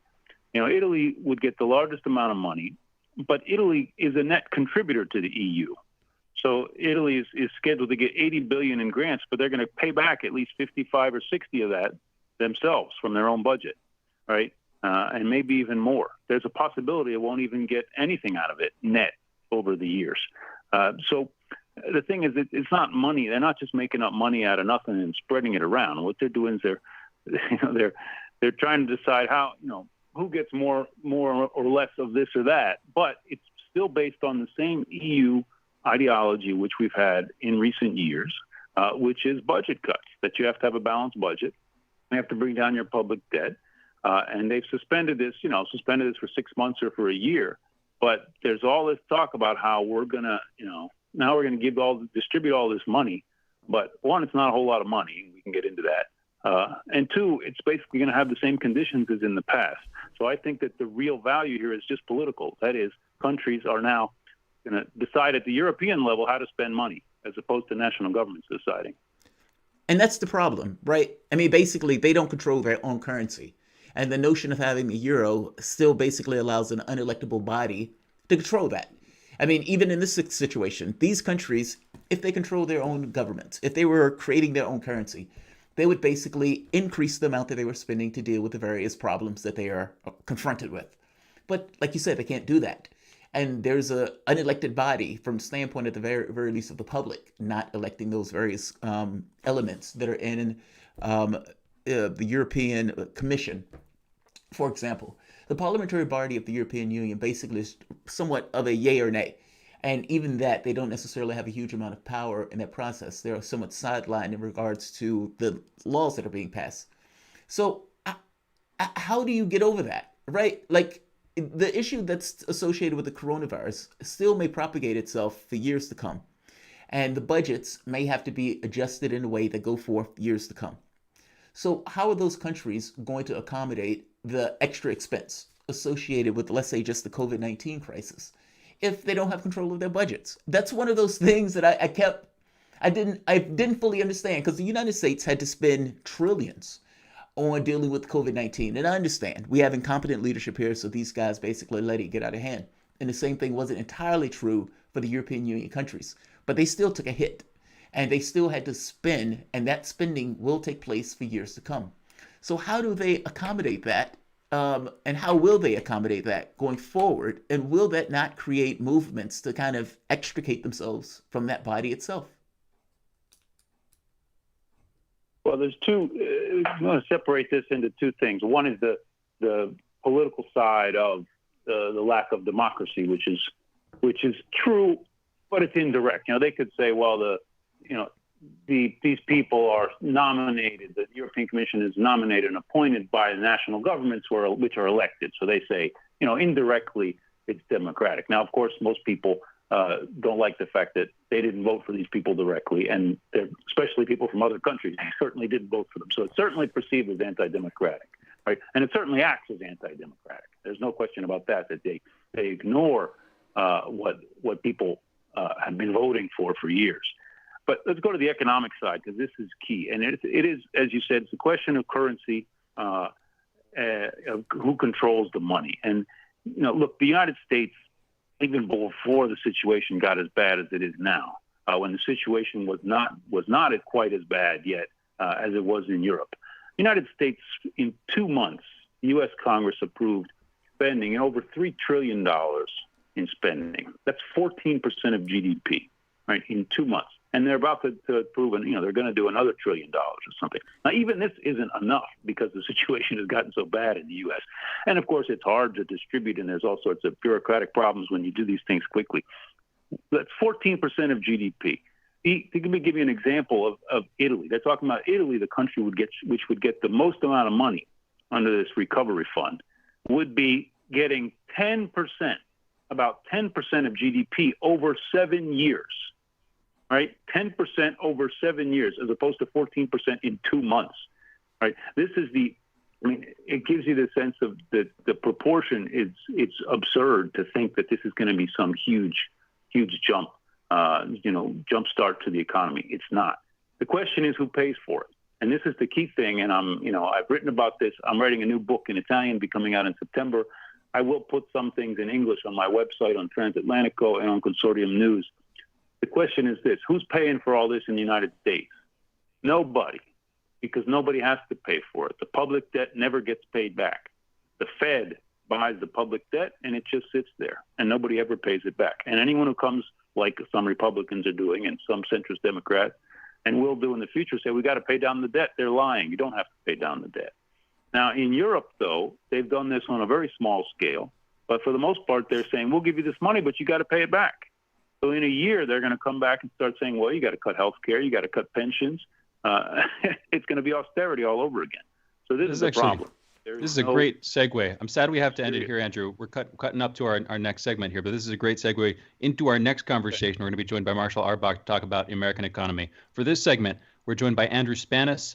I'll tell people where you can find Andrew. You can find him on Twitter, Andrew Spanis. That's ANDREW SPANNAUS, Andrew Spanis. You can also read his website, his work on his website.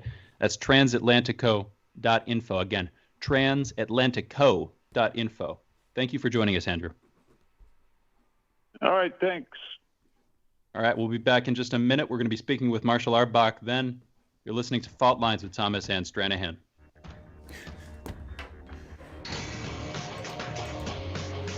Fault Lines. We are above all the latest developments, and we don't take any sides. Radio Sputnik, telling the untold. Feeling kind of blue, but maybe also kind of red, and kind of purple, and kind of alone? You've got a friend on Radio Sputnik. Tune into Political Misfits from 12 to 2 Eastern Time, Monday through Friday, for news, politics, and culture without the two-party bias. Catch us daily on 105.5 in Washington, D.C., or 102.9 or 104.7 in Kansas City. Or find us on Twitter, Facebook, YouTube, Spotify, or wherever you get your news.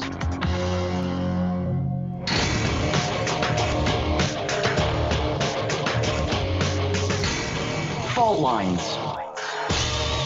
And we're back. You're listening to Fault Lines with Jamarl Thomas and Shane Stranahan. We were joined by Andrew Spanis. Last segment, we were talking about the EU summit and budget provisions, austerity measures in the European Union. After the summit this weekend, we turned at the end of that conversation, talking a little bit about the economy in the United States. We're continuing that conversation this segment and the next with Marshall Arbach. Marshall, thank you for joining us. How are you doing this morning? I'm good. Thanks for having me. How are you doing? I'm good. Yeah, we're good. We're good on our end. For everybody who's listening, Marshall Arbach is a market analyst and writer for the Independent Media Institute. That's a nonprofit organization featuring a diverse array of independent media projects and programs. Marshall is also a member at American Compass. You can find them americancompass.org. That's a newly established think tank formed to restore an economic consensus that emphasizes the importance of family, community, and industry to the nation's liberty and prosperity. He's also a research associate for the Levy Institute at Bard College. In any event, so thank you for joining us, Andrew. Pardon me. Thank you for joining us, Marshall. We're talking about a couple of things today. We're talking about prospects of this upcoming relief bill, talking about what's going on this week with that. We're also talking about the long-term prognosis for the economy, specifically the American economy, whether we'll see a recovery to whatever extent we haven't yet. Again, there's some questions about that. I'll just come out right with this. Are we going to see a recovery? And if so, when do you think that's going to happen? What form is that going to take? What's your take on this, Marshall? Well, I think we've already seen some recovery from the lows because of what's already been done and because of the fact you had some pent-up demand that was unleashed once you had a state reopening. But I think that's pretty well run its course. And it looks to me like we're going to be heading down again. If for no other reason, then we got to call him back. Even if Congress passes a new Marshall, I'm sad to say that our connection's so bad. Our audio engineer is going to call you back. We want to reset the connection. We're having a hard time hearing what you're saying. Hopefully, we can get this fixed up pretty soon. We'll bring him immediately back. It's Exactly. funny when the last guest made the point about the Fed buys up the debt. Something in my heart kind of fluttered, like, yes, wow, somebody said it, meaning that Donald Trump could walk out today. He could call a press conference in the Rose Garden, and he could say, I am going to print a new coin. It's going to be called the Trumper, the Trump nickel, and it is going to be worth $20 trillion. And for all of the healthcare costs, for all of these other costs for people needing to pay their rents and everything else, it's going to come from that coin. That would not increase inflation one iota, because at the end of the day, that stuff isn't necessarily, pulling from resources. Trump could do it. He's not, but he could. I think we have Marshall back. Marshall, are you with us Yeah, again? I'm back. Awesome. Please, sorry for cutting you off there. I'm coming in better this time. Yeah, you're much clearer there. Thank you. Okay, so no problem. Sorry about that.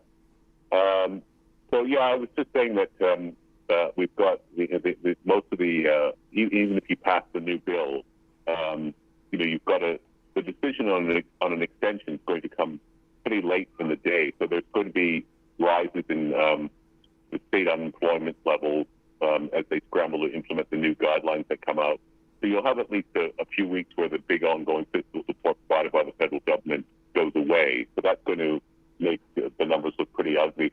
But even after that, you've still got widespread and rampant uncertainty, which I think is going to cause long-term problems. But it goes beyond the uncertainty, right? I mean, even from the standpoint of a systemic way, meaning Donald Trump and these guys are passing a bill. Whatever this bill is going to be, they waited to the last minute and putting people on edge from the standpoint of whether or not they're going to be evicted from their homes or whether or not their incomes are going to go to $235 as opposed to, let's say, $800 or how much ever they were getting. I mean, this also gets into the notion of people, human beings, not necessarily having the purchase power in the way that they were having the purchase power before. Meaning, even if Donald Trump and these guys pass a bill, at the end of the day, you're stuck with this process going forward of people having less money to spend into the economy, meaning it's going to be hurt in and of itself. Am I explaining that incorrectly? No, I think you're broadly right. But more to the point, I think you have this issue that people just don't know when their next paycheck is going to come from, whether they're going to have or whether they're going to be laid off. So that creates a huge amount of economic uncertainty, and I think that's where you've got a real problem on your hands. If you're experiencing profound economic uncertainty, then you're just not going to be spending as much. And the U.S. economy, 70% of it is built on consumption, so that's a problem. And then structurally, you've got a lot of changes coming, and on top of that, we don't have a vaccine yet, and I think it's still going to be at least 6 months or longer before we get one, which means that you're going to have these rolling lockdowns and restarts, and that also disrupts economic activity. And in the meantime, the longer-term impact becomes more entrenched if you keep having these shutdowns. People's skills erode, they become less employable, and the economy just can't grow because nobody's going to be making investment plans and they don't know whether they're going to be shut down in a few months' time. So that does seem that's a pretty good description of uncertainty. I was trying to sort of piece together near the beginning of what you were saying, what uncertainty would look like. We're living in it from the perspective of the consumer. You probably want to save your money. From the perspective of the producer, you don't know if you can sustain whatever investments you're making. Is that broadly the picture there? Yeah, that's just briefly. Correct. And that's broadly correct. And the other factor is that even if you have the government step in here, where do they spend the money? Because you've got two conflicting impulses. On the one hand, you want to address a pandemic, and that means, in effect, discouraging the activity that brings us closer together, which is what happens when you start getting an economy rolling. But at the same time, you've got a longer-term problem where you want government to be spending money so that it revives economic activity. And so long as the coronavirus is with us, you have this ongoing tension in policy between those two phenomena. So another side of this, it seems like the government's built up policy for dealing with these problems over recent years has been to print out large amounts of money and sort of selectively distribute that into the economy. That from what you're saying, again, this goes back to Keynes's work. I haven't read it, but I know that it applies. From what you're saying, what will that lead to? Again, if there's tremendous uncertainty in the economy, this is a very high-level question. I'm asking it from a very simple perspective. But if you try to flood the economy with liquidity, with new money, and people don't know what to do with it, what comes out of that sort of black box? What's the results of that? Well, nothing really, in the sense that it goes back to Keynes's problem about the paradox of saving. That if we all do it, you just nothing happens. So if nobody's spending money, it's good for each of us as an individual to save money and make sure we've got precautionary savings. But if we all do it, then that tends to lead to economic contraction. So that's the problem there. And until we really get our hands on dealing with the coronavirus, that's going to be the ongoing challenges for government going forward. And so it's not just the amount of money but how we spend it. Really, we've got to spend money in the first instance on reviving our public health infrastructure, which has been denuded by decades of underinvestment. Our for-profit healthcare system just is not able to address this crisis properly. I see. Interesting. Yeah. I totally agree with that. If you had the ability to whisper into Trump's ear in order to give him advice on how he should have handled this, and maybe I'm asking this question a little bit oddly, but if you could, let's say, if you had leeway in order to kind of make a choice in regards to what we should have done, how would you have dealt with this as opposed to the way that we have been dealing with this? Probably something closer to what Germany would be doing civil resources to building out a public health infrastructure, making sure that we've got adequate hospital capacity. Most importantly, I would have just taken up this job and paid the workers directly the way that they did in countries like Norway, Denmark, Sweden, so that you at least have a floor where people don't have to worry about their paychecks being paid. And I think the advantage of doing it that way is you just be using tax data to funnel money directly to citizens, so it doesn't go through corporate bailouts where the vast majority of these funds are pocketed by management and the money's wasted. So that's one thing. We want the money to go to providing relief, but also to sustaining public health infrastructure. Those would be the two main objectives. So starting from here on out, where should we go? Meaning, if it's from today, accepting all of the losses, accepting that going forward there's going to be this kind of issue of momentum that just kind of is inherent to anything that we're doing in this case, what should we be doing now? I mean, is it too late to say, okay, we're going to pay the workers and we're going to have another shutdown? How should this be mitigated from here on out? Well, I think something you should continue to pay the workers because you can't. The two things I would do right now is I would be nationalizing payroll. I would be paying the workers directly, and I would also be giving per capita distributions to the state to give them adequate fiscal resources to ensure that they've got all the ability they have both to deal with the pandemic, but also to mitigate the pressure for them to reopen their respective economies simply because they don't have revenue. So those would be the two things I would do right now. On top of doing those right now in regards to the revenue itself, why didn't Trump do that? I mean, it's one of the most interesting questions in the world. I've read some of the New York Times pieces going into the rationale and the reasons behind the administration for doing so. But what on earth could have given them the point of view that this was a good tack to take? Meaning, Trump prioritized economic input or the economy over health, missing the point that those two things were interrelated to one another. I know this may be a political question, but it is kind of, at the very least goes into this notion of how they, Oh, go for it. I'm sorry. Well, no, I think you're right. But remember, Trump belongs to a party which doesn't believe in government. And so they have a vested interest in making it as dysfunctional as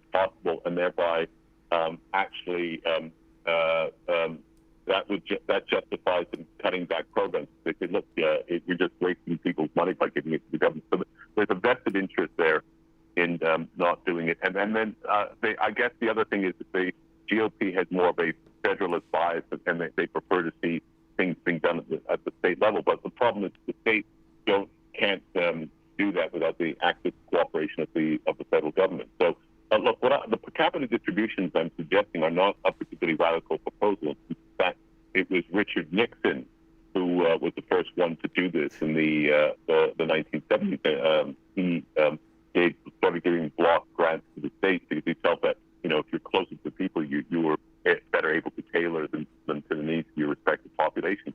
And it wasn't until Reagan that we got rid of this program. So, as I say, it's not a particularly radical idea. Indeed, it is a Republican idea, but the Republican Party is a considerably different entity today than it was during the days of Richard Nixon. Back on that in just a minute. You're listening to the voice of Marshall Auerbach. He's a market analyst and a writer for the Independent Media Institute. We'll be back with him in just a minute. You're listening to Fault Lines with Thomas and Stranahan.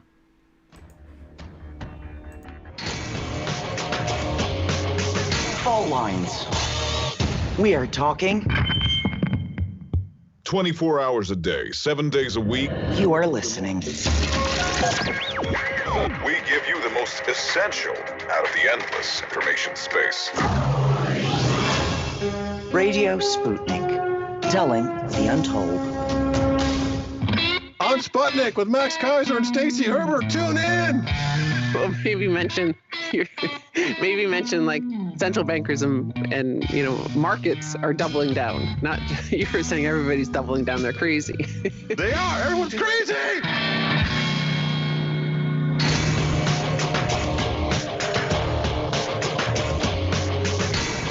Fault Lines. And we're back again. You're listening to Fault Lines with Thomas and Stranahan, specifically Jamarl Thomas, my co-host, and myself, Shane Stranahan. We're joined for this segment by Marshall Auerbach, continuing a conversation we started not just in the last segment, but the segment before that, actually, talking about the American economy.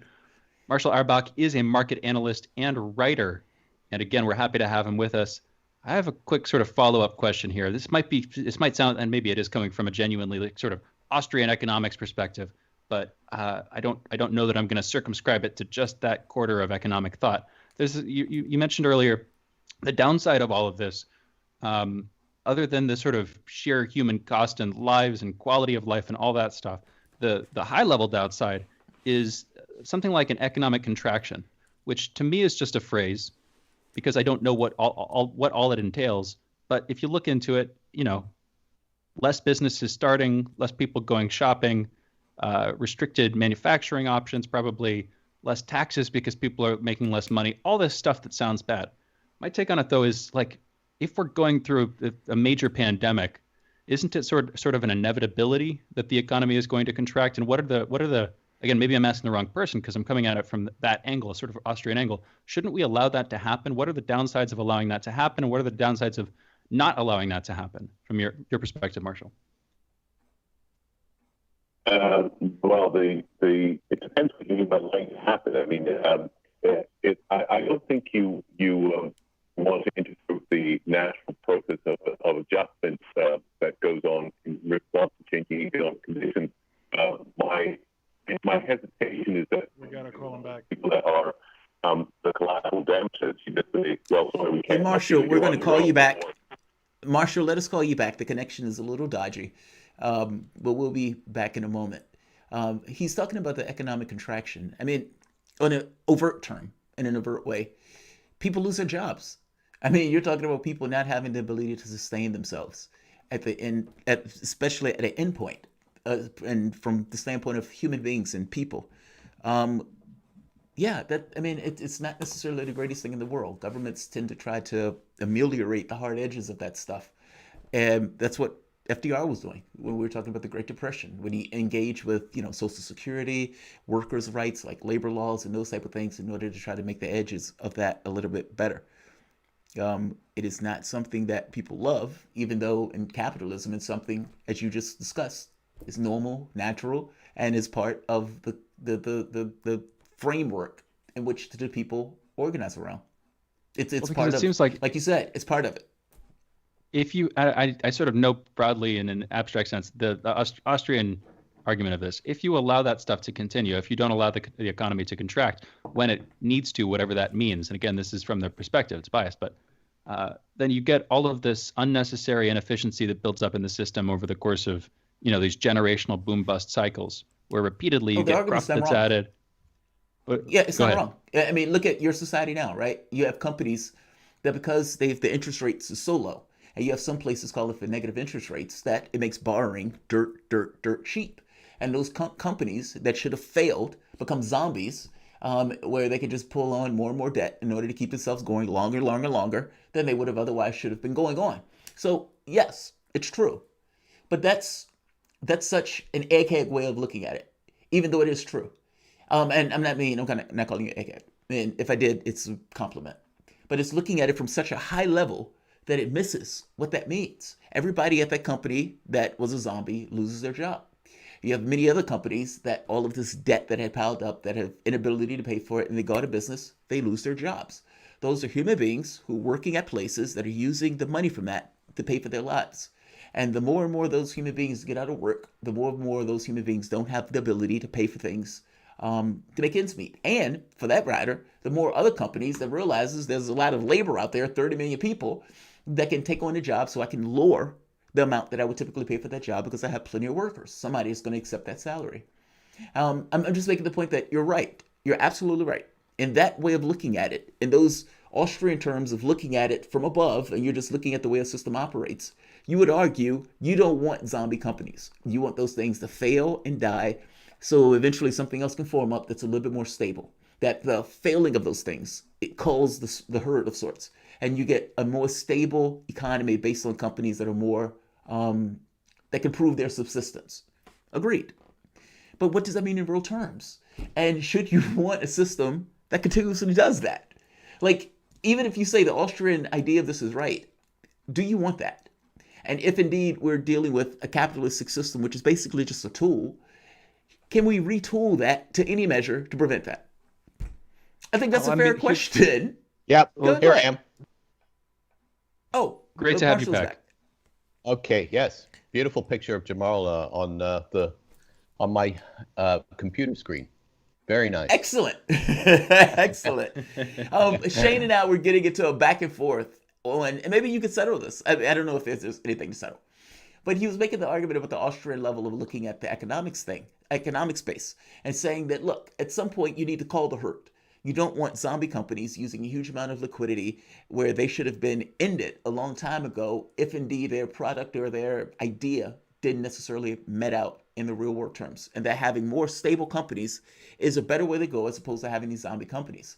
And my point is, it's like, even if that's true in this kind of broad economic sense of the term, there's a real human cost to that. And should the argument be, yes, is it possible to retool the system to just not allow that? Like, why do we accept that this natural aspect and this natural process of the economic process that loses human beings their jobs and their subsistence? Why is that accepted when capitalism is just a tool that gets tweaked over and over and over again in the course of its propagation? Now, am I wrong in saying that? Or is it more right in saying, look, you just have to let the process play out? Well, I'm with you. I don't have any problem in not upholding zombie companies. I'm actually strongly in favor of that. I think the bailouts as they were constituted are horrible because they gave tons of money to incompetent managements like the airlines or Boeing or whatever, or even the banks that screwed up. I mean, I said the same thing in 2008. You should nationalize these companies, break them up, and restructure. But while that is going on, you've got to give people some sort of a safety net so that they don't starve, that you don't have riots on the streets. I mean, we've got a country, with 80 million guns or something like that. And do you really want to have a situation where you have 20-25% unemployment for the foreseeable future? The problem I have with the Austrian school is, let it all sort it out, but you get this issue called debt deflation that comes on. You get this ongoing contraction. It gets worse and worse and worse, and the problems become more extreme. And you've got to put a brake on that somehow. So you want to at least set a floor so that the debt deflation can, if you like, the adjustments can be made and then eventually you provide relief to buy these people time so that you can retrain them or create some sort of demand so that they can be hired when the new shape of the economy emerges. But you don't want to just leave them on the scrap heap. That's where I have the issue with the Austrian approach.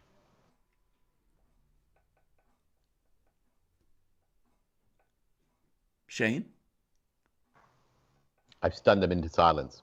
Oh, you have. Right. Pardon me. A brief technological gaffe on my end. Pardon me. I think we've come to something like a synthesis here where what you're saying resonates a lot with me. I think that it fits.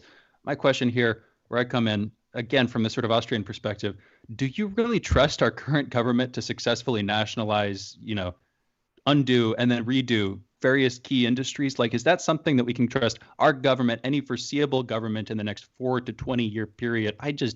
I don't know. What's your take, Marshall? Well, we did some things very, very well, like the Tennessee Valley Authority. Look, I'm the first one to admit that, that if you've got a predator state, which I think we have today, and the whole thing's run by the Trump family syndicate, that's a real problem. So I think that's where the real force of the Austrian argument comes into place. But look, we have this entity called the Federal Deposit Insurance Corporation, and when a bank is run into the ground by bad management, they come in on Friday afternoon, they shut it down, take over the management, fire the existing management, protect the deposits, and move on to sell it on to somebody else. So I don't see why you wouldn't do that. What we have is this situation here where we've got this perverse socialism for the very wealthy and capitalism for the rest of us. So I'm all in favor of sacking incompetent managements and finding new people to do the job eventually. I agree that you don't want longer term, you don't want the governments running everything. But on the other hand, have the private sector done a really good job running our airlines, as an example? I mean, these guys spent 75% of their profits and cash flow buying up stocks. So is that really a good way to run a company?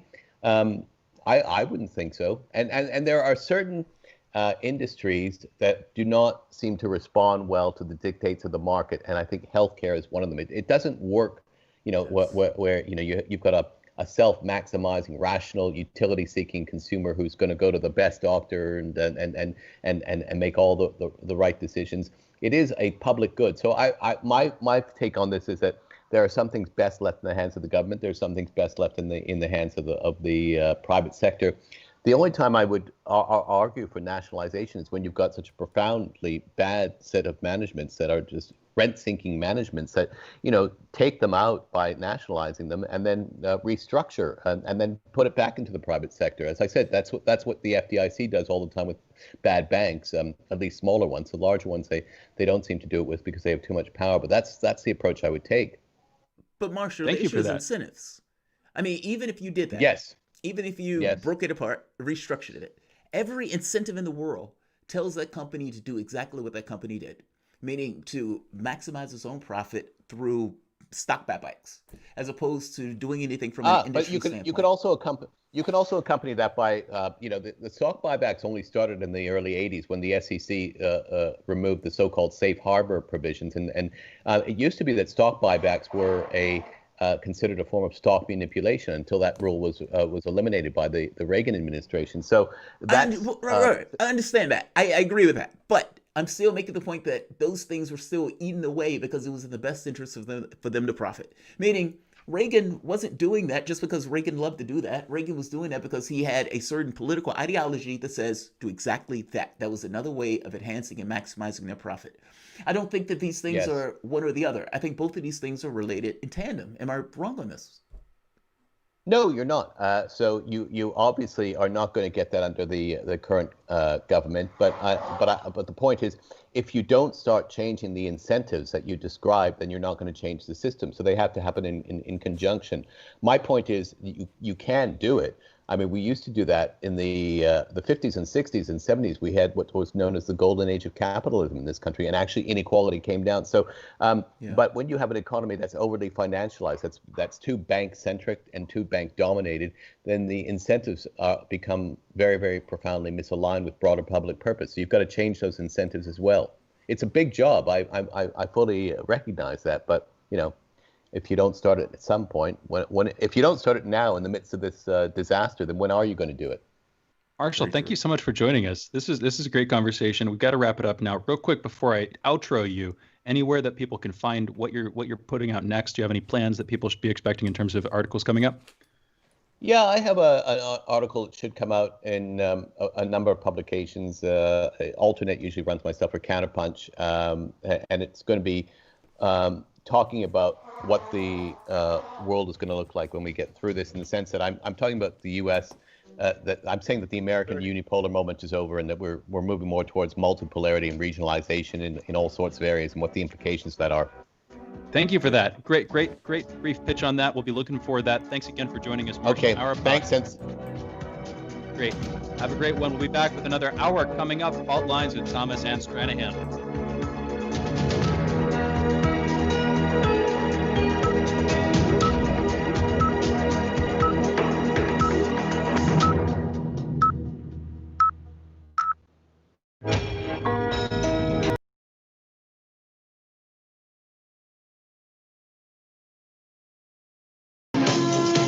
You're listening to Radio Sputnik.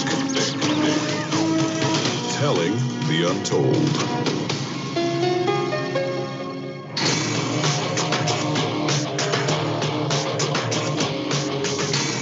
Fault Lines.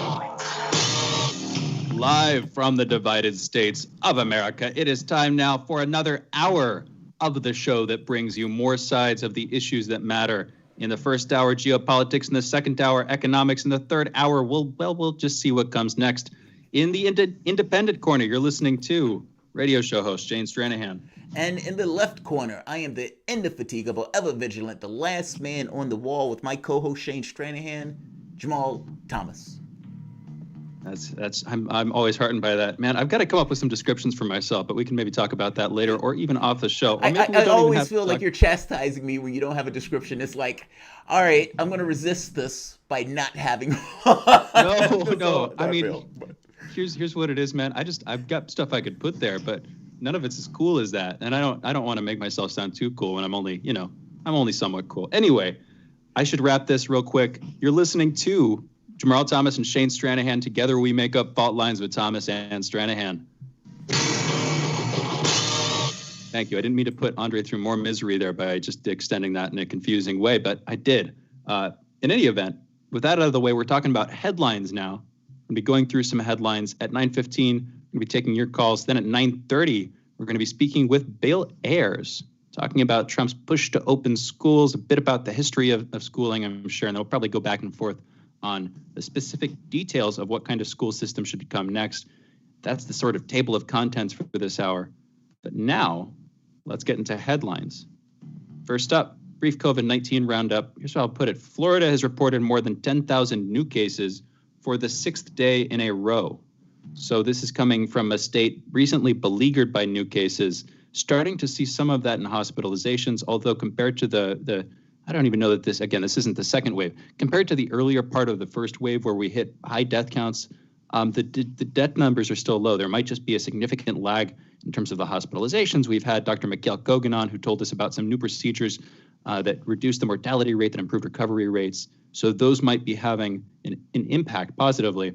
And this is all good. It's just a little bit, there's this feeling of, are we in the calm before the storm? Are we in the sort of brief eye of the storm where we're going to be getting back into it pretty soon?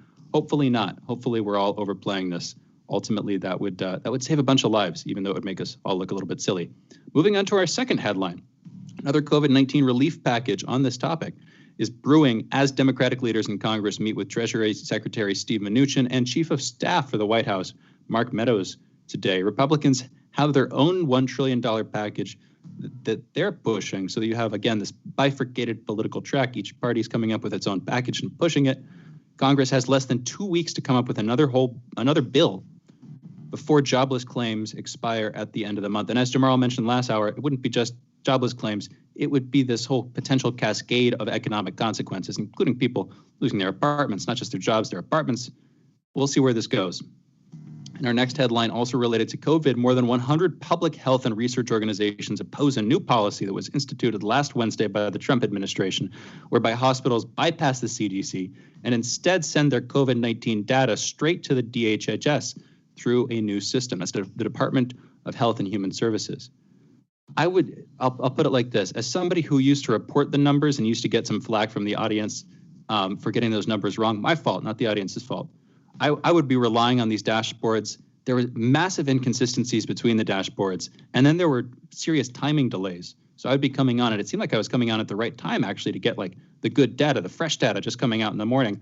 Nevertheless, there were huge discrepancies between dashboards, and that's because they were relying on different sources. It's this problem with how the data gets reported, how quickly it gets reported, how it gets lumped together. Anyway, I'm a little bit hopeful that we can work this out and that we'll get more accurate data soon.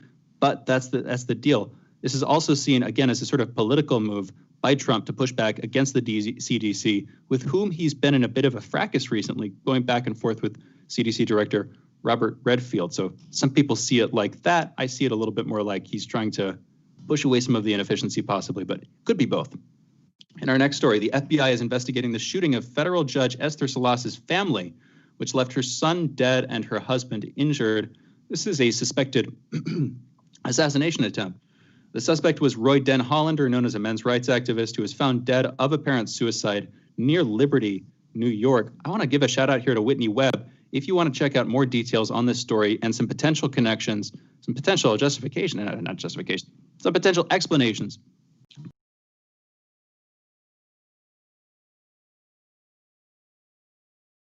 Check out her story. You can find it unlimitedhangout.com.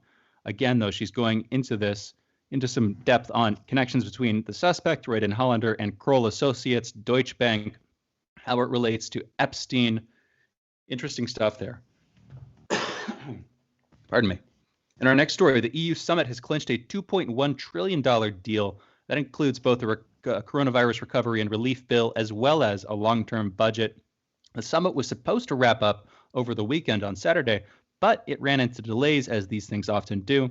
Those delays were partly over provisions in the bill, as well as over some personal disagreements. We were talking about Viktor Orban and his trouble with Dutch Prime Minister Mark Rutte. If you want to hear more about this, go check out our segment at about 8:15, 8:20, almost an hour ago. We were talking with Andrew Spanis from Italy about this. In our next story, a UK parliamentary report blames Russia for meddling in the Scottish independence vote.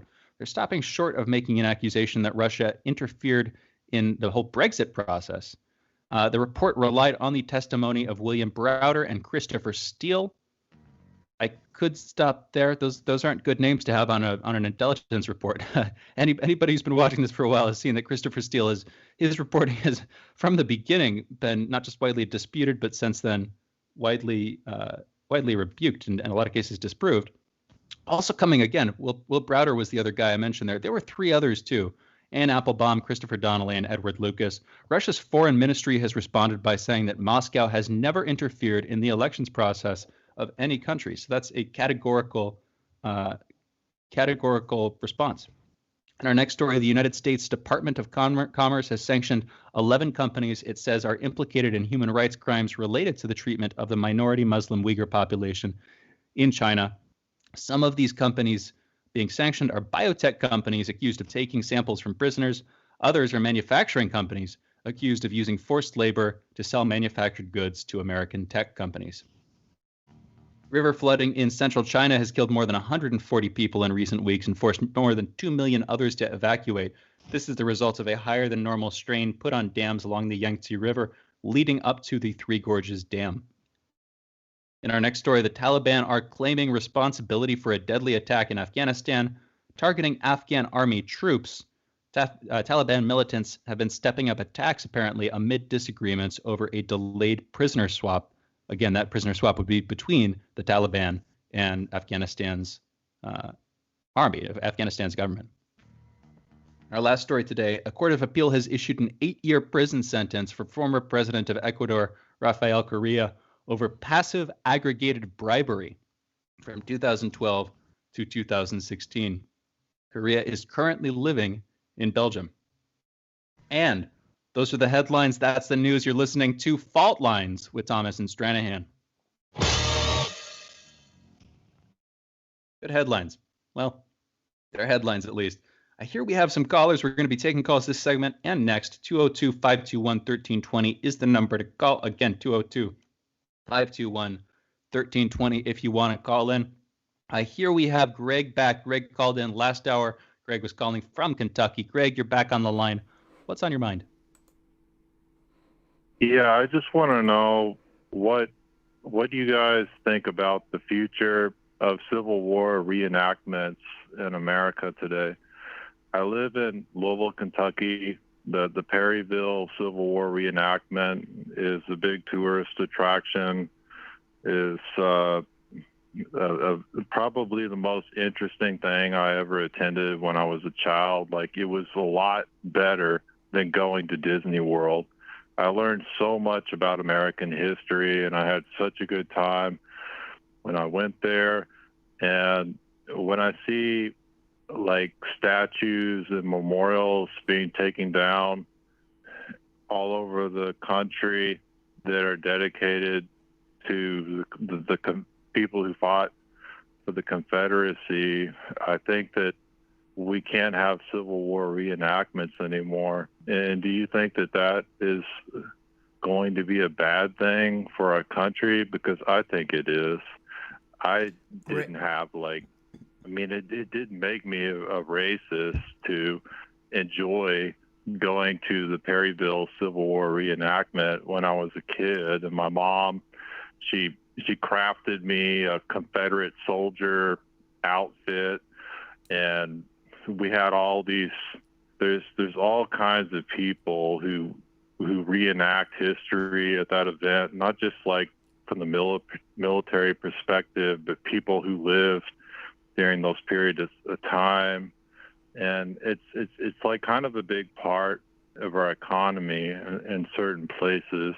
And I think it would be very unfortunate that people don't get to enjoy these types of events in the future. So what's your thoughts on that? Great, thank you. I appreciate the call. So I am a history buff, specifically in the sense of military history. And this goes into either Civil War, but specifically when you get into like the World War I, World War II, and the wars before, going into that stuff.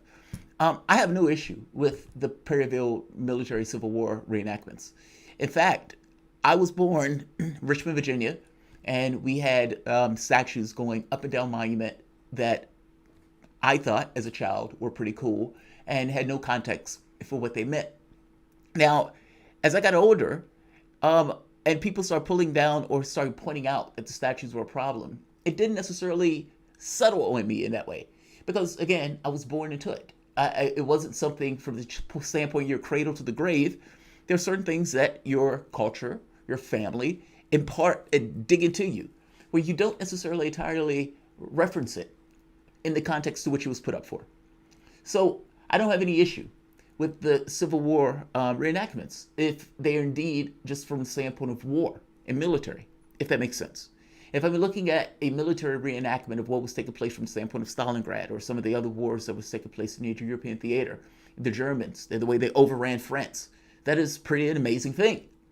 And if you can be a fan of military history, you can miss that the overrunning of France was utterly horrific in the process of doing so. Just looking at what they did from the standpoint of a military feat. But it's different. The entire point of the Civil War, the entire point of the reason that these guys pulled away had everything to do with slavery. You could go through the primary documents. It's very clear and very understood. That is different, however, than the reason that a child may accrue itself onto liking that event.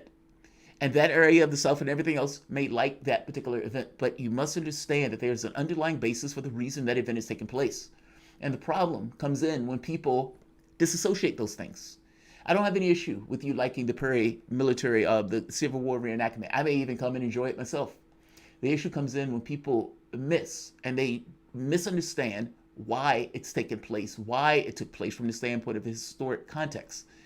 And I don't have any issue also with people disliking it, even though I think they miss the point when they dislike it, if that makes sense.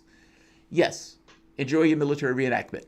Fully understand, however, that those people, when they were fighting from the standpoint of the South, were doing so in order to subjugate and keep other human beings as property.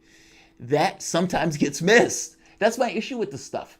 My issue with this stuff isn't necessarily that the reenactment takes place. It's more so that people miss the reason of the reenactment. And is that reenactment taking place for historical context, or is that taking place because people are rah-rahing the South as they fight the North?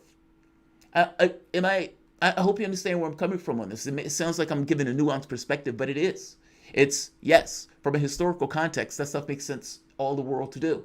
From a standpoint of people rah-rahing the forces of the South as they try to fight in order for states' rights. States' rights for what? A state's rights to hold slaves. Yeah, I mean, you can imagine people have qualms with a statue that's glowing with reverence about a revisionist history. So, that's nuance, that's true, but that's kind of the way I see it. I would love to see the Perryville reenactment of the Civil War thing. I think it would be interesting to see from a historical perspective and from a military history perspective and from a war perspective, but deeply not from the perspective of this notion that these guys were fighting to hold slaves and I'm going to rah-rah the side that's fighting to hold slaves. I think that's problematic. What do you think, Shane? Oh, Shane, let's get your opinion immediately.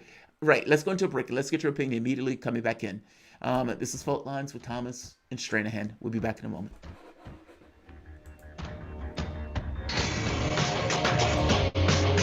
Fault Lines. 24 hours a day, 7 days a week. We give you the most essential information out there. Radio Sputnik, telling the untold. What do we want? News, politics, and culture. When do we want it? Wait, we weren't finished. News, politics, and culture without the red and blue spin. Okay, so now when do you want it? Daily from noon to 2 p.m. Eastern Time. Okay, satisfied now? Never. Tune into Political Misfits on 105.5 FM in Washington, D.C. and on 102.9 and 104.7 FM in Kansas City, Missouri. Daily for our analytical fix. No surrender.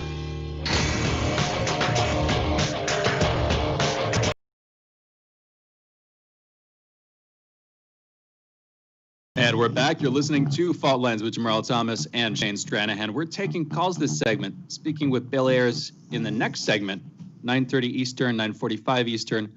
But this segment, we're taking calls. 202-521-1320 is the number to call. We have two people on the line. Before I get to them, we were just wrapping up a conversation. Greg called in from Kentucky, who was talking about the idea of the Perryville Civil War reenactment. This question of whether or not we should permit Civil War reenactments to continue. He was saying definitely yes from his perspective. Why would we shut that down? It was something that he enjoyed. He didn't see how it made him racist to go through that. It was a fun experience when he was young. And then you came back. I'll put my take in like this. My first thought is it's not a celebration, but it is a little bit weird.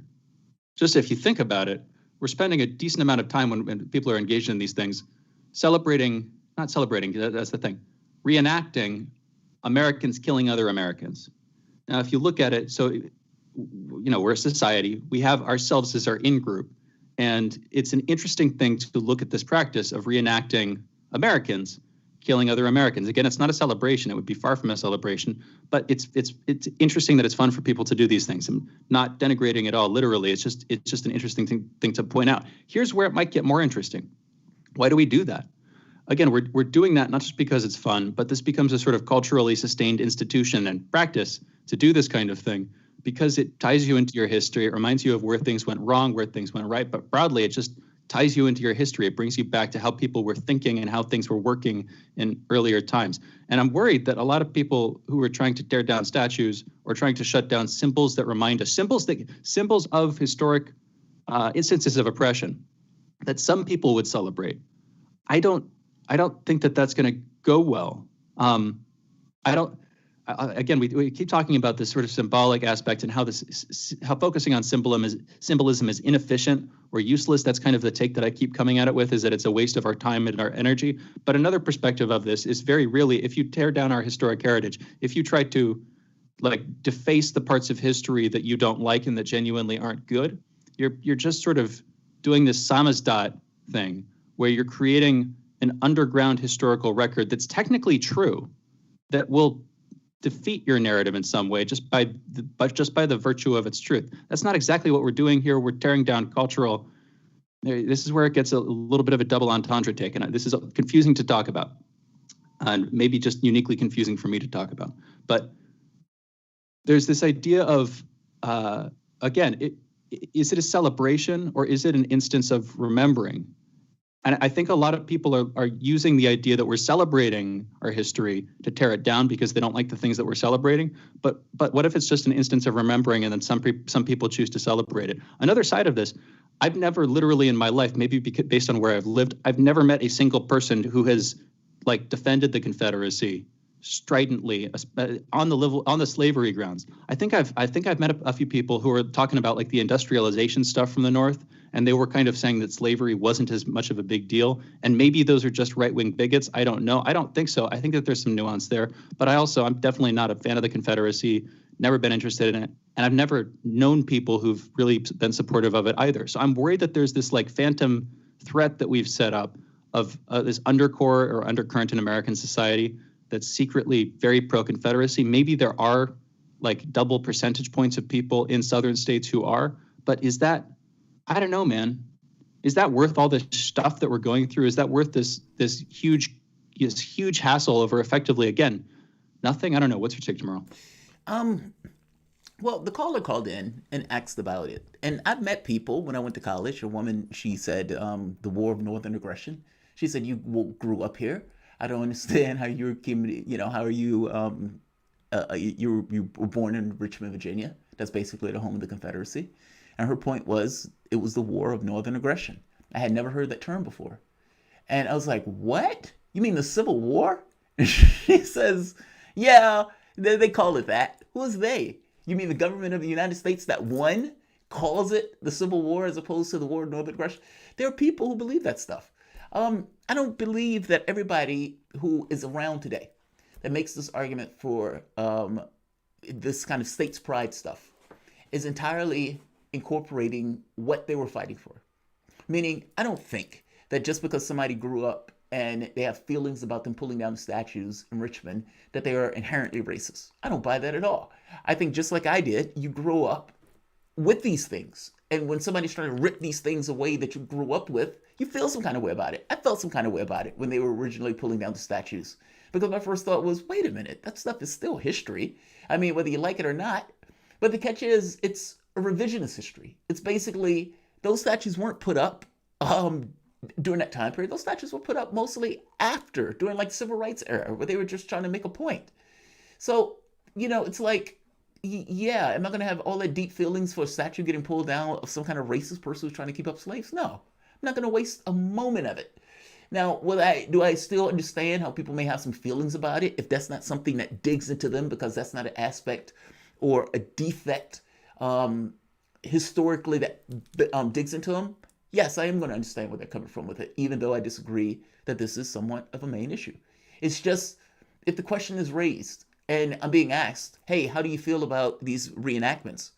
I feel about these reenactments in the same way I do about watching a documentary from the standpoint of war. By the same token, I know everybody doesn't feel about those things that way. I know some people celebrate those things, almost cheering for the underdog. There's it's a nuanced perspective on it. It's true, but I'm a history buff. How can I be against that? But I do recognize, man, that there's some people who look at that stuff not from the historical standpoint, but from the standpoint of oh God, it's so bad that these guys who were fighting this war lost. Look, I don't know what those percentages are. But if the conversation comes up, I don't mind having a conversation about it. We do have callers, unless you want to respond. There's a bunch of stuff we could talk about here, but let's get to calls. I think we have Tarif from New Orleans. You know what? We've got three. Yeah, Tarif from New Orleans. You're on the line. What is on your mind? How y'all doing? Thanks for letting me call back. I want to talk about the slavery thing because it's deeper than what most people think it is. And also, what I was talking about before dealing with the public option and single parent, it wasn't, my emotion wasn't directed to you, Shane. It was directed to the pharmacies and these people that make the MRI machines, that they will overprice this equipment, driving up the cost of insurance for a reason so they can make profits. And when you look at the ingredients on some of these things like the MS vaccines and stuff, medicine, which is $1,000 a day for a person with MS. We look at the ingredients, it comes from the planet. It comes from material and plants. And some of it's in abundance, or they can make it from scratch. They can synthesize it, I forgot, that's not the word I'm looking for. But anyway, so it shouldn't be that high, and the pharmaceutical companies and these people that make the MRI machines and other machines for the medical industry, it's too expensive. They got to drop down the price because the materials out there to make it is in the earth. It's been here for billions of years. Okay, slavery. Most people, what they don't bring up, when the war was over, the slave plantation owners gave up their property quick. You know why some of them gave it up quick? Because they was in debt. All right? What most people don't understand is planting cotton, sometimes those crops will fail. All right? And these slave plantation owners had to pay these bankers that was in Boston, the Northeast, all this money. Because they have to pay, $2,000 per person for a slave? They have to pay for the seed, the plant, and food and all that. These people are going debt. So that's why you hear stories about these people having halts at the end of the war, giving it to the people they used to own, slave, my ancestors, right? And also, it's deep, it's not geopolitical, too. The British was involved because the cotton was going to India. The India was making the cheap cotton things and trading it for opium with the Indians, right? The East British Company, taking the opium, bringing it to China as they fighting the Boxer Rebellion to dope down the population. Okay? So cotton, so the South connected to India, connected to China. A lot of people miss that part, and also a lot of bankruptcies dealing with the slavery thing too. So that's all I want. That's all I wanted to say. Great call, Tarif. Thank you for that. I think we should go next. We don't have enough time, I don't think, for comments. We've got two more callers, only about 4 or 5 minutes here. Let's go to Michael from Silver Spring. Michael, you're on the line. What's on your mind? Hi. Regarding the debt, I like the last call, by the way. But regarding the debt, if we hypothetically paid back the entire debt in the United States, wouldn't that mean that there wouldn't be any money in circulation? Yes. Because... Yes. The answer is yes. Right, that's my question. Because there's how can a dollar be out in the market if the United States government doesn't have any dollars out in the market? Yeah. Yeah, money as issued by the Fed is issued as debt. Yes, yeah, that's right. All right, we're going to go to our next caller, Rod from Philly. Rod, you're on. What's on? Hey, good morning, guys. I was listening in and I heard that you were going to have Bill Ayers as your guest next. And I was wondering if you got the question because we have some, I guess you would say, infamous district attorneys around the country now. I'm from Philadelphia, and we have a George Soros-funded district attorney named Larry Krasner, who touts himself as a progressive. But yesterday, he openly, in a letter, defended as what they call themselves, Antifa, or the Black Bloc. And he said that these people are out there fighting fascism, and he wants them defended. He doesn't want Trump to bring in any federal groups, et cetera, et cetera. But, I know Chesa Boudin from San Francisco was raised by Bill Ayers and his wife. And I just wanted to know if you guys could answer the question of, what is the end goal for these people? Because they all, at the end of the day, kind of are akin to the ideology.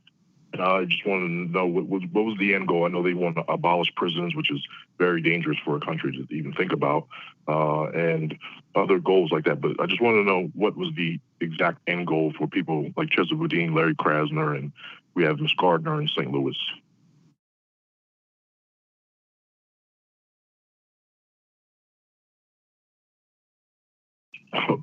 Well, prisons exist because the innate in humans is to destroy, either to love or destroy. History, thousands of years histories of either killing animals, killing ourselves, experimenting on ourselves all over the world.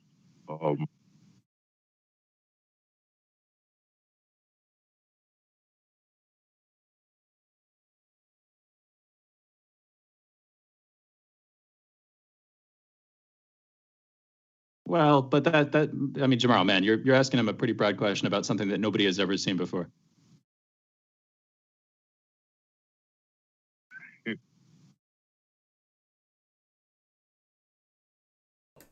Can you come with an assessment like that of saying it is innate to human nature for the person to do X? I agree with you that it's part of human nature, but it's just as part of human nature to cooperate. It's just in certain situations, human beings are incentivized one way or the other. I'm saying if you're telling me that's innate, I'm asking you, how do you know that? Well, I mean, how do I know it's innate? Yeah, go ahead. No. Yeah, how do I know it's innate? Just like you said, you're a history buff. You said the reason is for prisons, there's always a lack of. There will always, now let me repeat this, from the beginning of time to the end of time, whenever that is, there'll always be a lack of. There's people who will hoard, people who will steal, people who will rob, people who will murder, people who will love, people who will care. But there is no absolutes. You cannot have a society where everything is okay. That is impossible. Life is unfair. So it is impossible to what say, is technology? You just don't need prison. Wait. What is technology? Excuse me? Wait. How about guys? This is going to turn into a longer conversation. Let's go into a break. Rod, if you're down, stay on the line for a second. We're having trouble bringing Bill Ayers on, and I'm happy to keep this one going. This will be a fun conversation until we can get Bill on. You're listening to Fault Lines with Jamarl Thomas and Shane Stranahan. We'll be right back.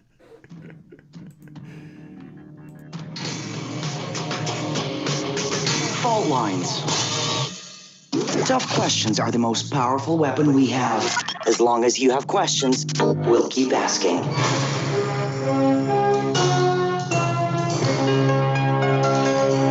Radio Sputnik. Telling the untold.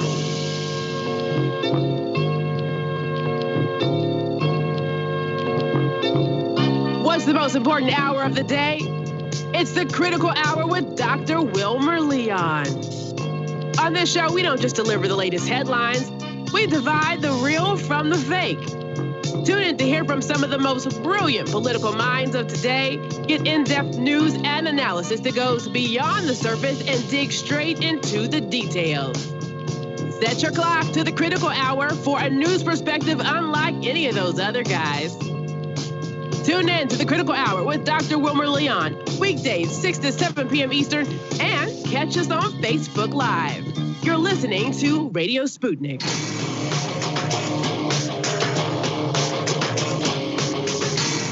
Fault Lines. Welcome back to Fault Lines. My name is Jamarl Thomas. I am here with my co-host, Shane Stranahan. You guys are listening to us. If you're in DC, you can listen to us on radio at 105.5 FM and 1390 AM. If you are in Kansas City, you can give us a call at 102.9 FM and 104.7 FM. Also, if you are digging what Shane and I are putting down, whatever platform you're listening to us on, give us a like, give us a share. If you want to get involved in this conversation, you can give us a call at 202-521-1320. That is 202-521-1320, not to mention a chat or a tweet. We had a spirited conversation going out into the end that I was trying to make a point about in regards to this notion of prison abolishment, or for this motion, the just human nature in and of itself. As if human nature exists somewhere in a vacuum. It does not. We'll get back to it, but in the moment, right now, I want to bring in our guests. So Donald Trump has been pushing to reopen the economy in the midst of a spike of COVID-19 cases. This in context of 140,000 people dead, millions of people infected, Texas and Arizona calling for more refrigeration trucks as more morgues can't accommodate the amount of dead. You have supplies that are just lacking in general across the United States. And when Donald Trump was pressed on this by Chris Wallace in what was typically a safe space, even Fox News had found its bottom. And Trump was found to be lacking. On top of all of this, there's also now this push to open schools. And this is in the context of kids who, at least on basic research or recent research, if they're 10 and older, are carriers just as well as adults. And even under that age, are still carriers, even though they may not necessarily be as infectious. This is dangerous, to put it mildly. And he's putting kids at risk for political ends. To discuss, we're joined by William Ayers, distinguished professor, or formerly a distinguished professor of education at senior university scholar at the University of Illinois at Chicago, and an author. He's written extensively about social justice and democracy, and his latest book is about becoming a teacher. Bill Ayers, welcome to the show. Thank you for joining us. Thank you, Jamal, for having me. Absolutely. I always enjoy having you, especially since the last time you were here. You presented me with a sense of urgency that I don't necessarily see presented in people. And when I don't see it presented in people, I'm always not understanding why it's not there. And seeing it in you was something that I appreciated. So this conversation basically on rush to open schools. Donald Trump seems to be willing to do this. Now, you've been in the educational field. You've been a professor. How do you view this? And what do you think of this from a standpoint of a political standpoint, but even from a standpoint of just human beings? That as an educator, I think school is absolutely essential for learning. That is, learning is a social event. It requires the kind of interactions that can only happen when we are together. We have muddled through a few months with distance learning. We will undoubtedly have to muddle through several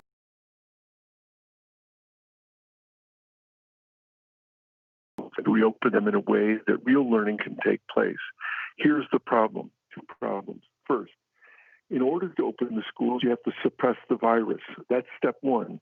Step two is figuring out how to open the schools. Say that unless you suppress the virus, there's no other discussion to have. Not only are the kids at risk, which you pointed out, but their parents are at risk, teachers are at risk, school staff is at risk. And so just like what we're seeing in Florida today or in Texas today, if you decide you're going to reopen for ideological reasons without any practical plan, you're going to close down again anyway because people can't function. They're sick. So the key thing is that this is a deflection, that instead of concentrating on what we should be concentrating on, and frankly, everything we're witnessing today, all of the inconvenience, all of the death, all of the illness, is the result of incompetence and ideology. It did not have to happen. That's a key place to begin. But in the second place, it's very important that we understand that the schools, that we want the schools to reopen, but what we see in this pandemic is the illumination of many, many other problems. The public schools were already stressed in places like Chicago and New York and Washington and Baltimore. They were already underfunded. They were already overcrowded. So now we add into that this deadly virus, and we see all the fault lines of, excuse the term, but we see all the fault lines of a failed support for education coming to the fore. This has to be addressed, and we should not ask ourselves to return to normal. We say, let's use this moment to reimagine what school could be. Let's then get on board with suppressing the virus and getting to the point where schools can be real palaces of learning for kids in need. You know, you hit the ideological reasons point, and I think that needs to be understood. The way our school system is organized, sometimes I think people may take it as just an act of God or just kind of the way it is, but that's not really true. I mean, if we're thinking of what needs to be done in regards to our school, it goes beyond just funding. It also goes into what we're taught, right? I mean, civics, for example. I think we might have had one civics course, and this goes into just the heart of what our government is, how that government operates, the infrastructure that we build up and that we support as human beings, and whether or not we're actually getting that in a breath to lungs way to our kids as the way they propagate through school. So the moment they get out after school, there's some idea of engagement with the government and the infrastructure around them. Is that something that we lack? And I'm clearly, I think we lack it. But how do we add that? Like, it seems that any change to not go back to normality in regards to our school system has to deal with how we teach our kids and what lessons they take in real terms as they go out and how they can express that, as opposed to it being something just an artifact to get a grade by. Does that make sense? It makes sense to me, and I'll tell you, I think you've hit on something very important, and that is that, in the first place, we don't really have a school system. We have a scattershot of school systems. And one of the things we should look to in a democracy is we should ask ourselves, what do the most privileged and wisest parents have for their children? And what can we as a community demand for all of our children? In other words, Arne Duncan, who was President Obama's Secretary of Education, was the head of the Chicago schools for 4 years. He was head of the nation's schools for 8 years. He pushed a very strong agenda against teachers' unions, a very strong agenda for vouchers and especially charter schools. And in the end, when he came back to Chicago, where did he put his kids in school? He couldn't find a single public school to put his kids into, so he put them in the University of Chicago laboratory schools, which is a wonderful school. But the point is, why is he advocating for the rest of us a school system when for his own kids he chooses a school that has a full arts program, small class size, fully trained and unionized teachers, and that's good enough for his kids, good after school, good sports programs. Why is that not good enough for all kids? In a democracy, anything less than that is a failure. We must demand for all of our kids what the most privileged people choose all the time. In this last 3 decades of corporate school reform, we've seen every reformer, from Arne Duncan to Margaret Spellings to Bloomberg to Gates, all of them are advocating for a certain kind of test-heavy accountability system, when their own kids go to schools that they would not allow their kids to go to schools that they advocate for. So it's really important to look at that and say, look, we want a school system and we want schools where every kid can flourish, where no one has to recover from the act of going to school. You look at Chicago, the inequities are so profound that one kid is in a second grade with 10 students or 15 students, another kid is in a second grade with 40 students. No arts program, a broken down furnace, and so on. This is the kind of thing we have to address coming out of the crisis that we're facing. Is that intentional, or is that an idealistic blind spot? Meaning, is it one of those things where, let's say, people of means know that they don't necessarily have to have this issue of public education, so they can put their kids in areas and in schools that get across a certain perspective of the world that they're in line with, that they believe that they need to propagate to operate in that realm of, let's say, excess. But if you are also in that realm of excess, you may say that the lessons that other kids need to learn is something else, in which case you can not give resources to schools, and you can also push for an ideology that would be in the best interests of, let's say, a ruling class. I don't mean that in this kind of grand conspiratorial themes. I mean that more in the sense of whether it's intentional, whether it's not, the ideology and the perspective that the people who make those choices go by push for that and allow for that while creating that second idea for themselves. Am I wrong in that, or is this just entire blind spot stuff? I don't think it's so much a blind spot. I think it's intentional in the sense that the idea of public education, the ideal of public education, is a deeply, participatory democratic principle. That is, in a democracy, you want an educated citizenry. You want people who are enlightened and enabled to be the people who are the sovereign. I mean, in a democracy, the people are the ones who have ultimate control of the government. You want that population to be educated. But from the beginning, it's been a class-based. It's been the struggle for public education over the last 150 years has been to live up to the ideal that every human being, every child is of incalculable value. And every struggle I've witnessed in my 50 years of involvement with schools has been a struggle to realize that ideal. What we see, for example, in the last several decades is the segregation of schools in a way that it kind of, when I was first involved in the school struggles in the 60s, we really had a vision of integrated schools, the end to apartheid school system, the end to a caste-based school system. And we not only didn't achieve that, but it's moved backwards in the last couple of decades. This is something we have to address. We have to say very, very strongly that every child has a right to an education as a human right. Education is not a product. to be sold at the marketplace like a box of bolts or a computer or a refrigerator. But that's how it's treated. But it is not that in a functioning democracy. In a functioning democracy, we would say every child has a right to an education worthy of full citizenship just by being born. That means if it's a human right, that means there has to be a decent school within reach, not a school that you pay for, not a school that a few luck get into through some kind of random selection process. But every kid has a right to a full and decent education. And this is the ideal we should strive for. Anything that reduces schooling to a product, we should reject out of hand.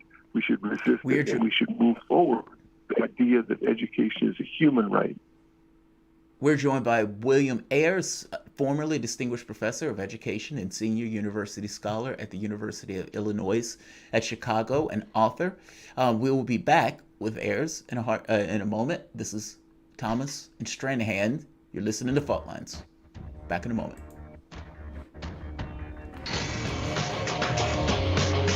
Fault Lines. Tune in every Wednesday to Loud and Clear with Brian Becker and John Kiriakou for a regular segment called Beyond Nuclear, where Brian and John discuss nuclear issues, including weapons, energy, waste, and the future of nuclear technology in the United States, with Kevin Camps, the radioactive waste watchdog at the organization Beyond Nuclear. Listen on Wednesdays right here on Radio Sputnik.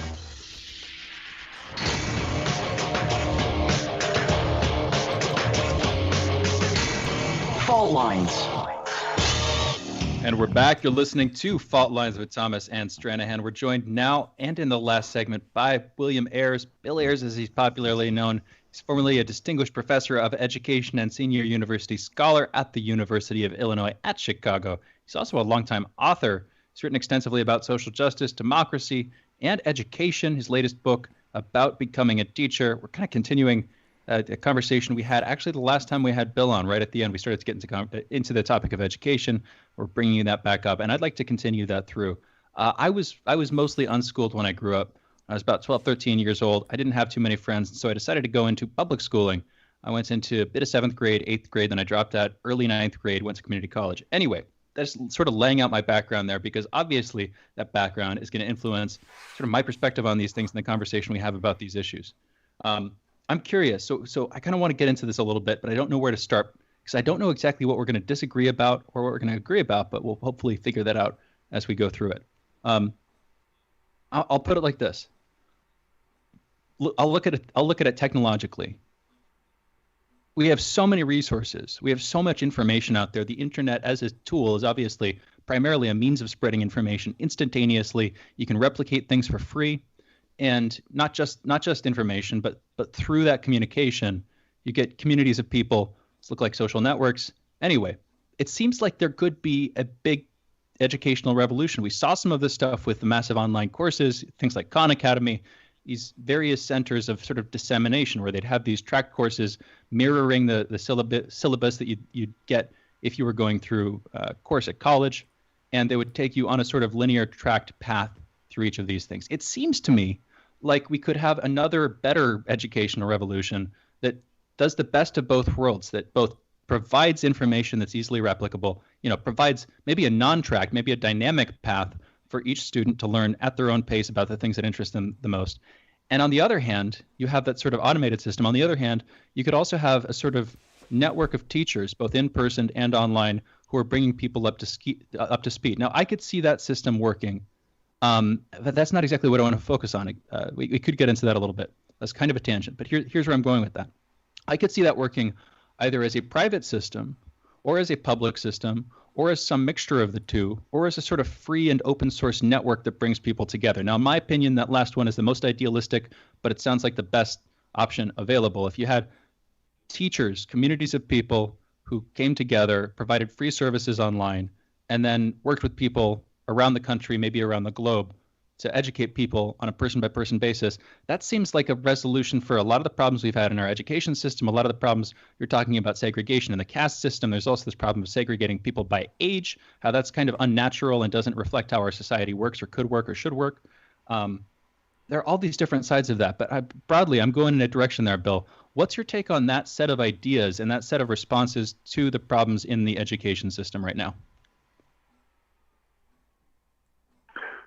Well, I'm listening to you because you're spitting out a whole lot of ideas, many of which I love and would latch onto. But there's a lot in what you said. So let me say two quick things in response.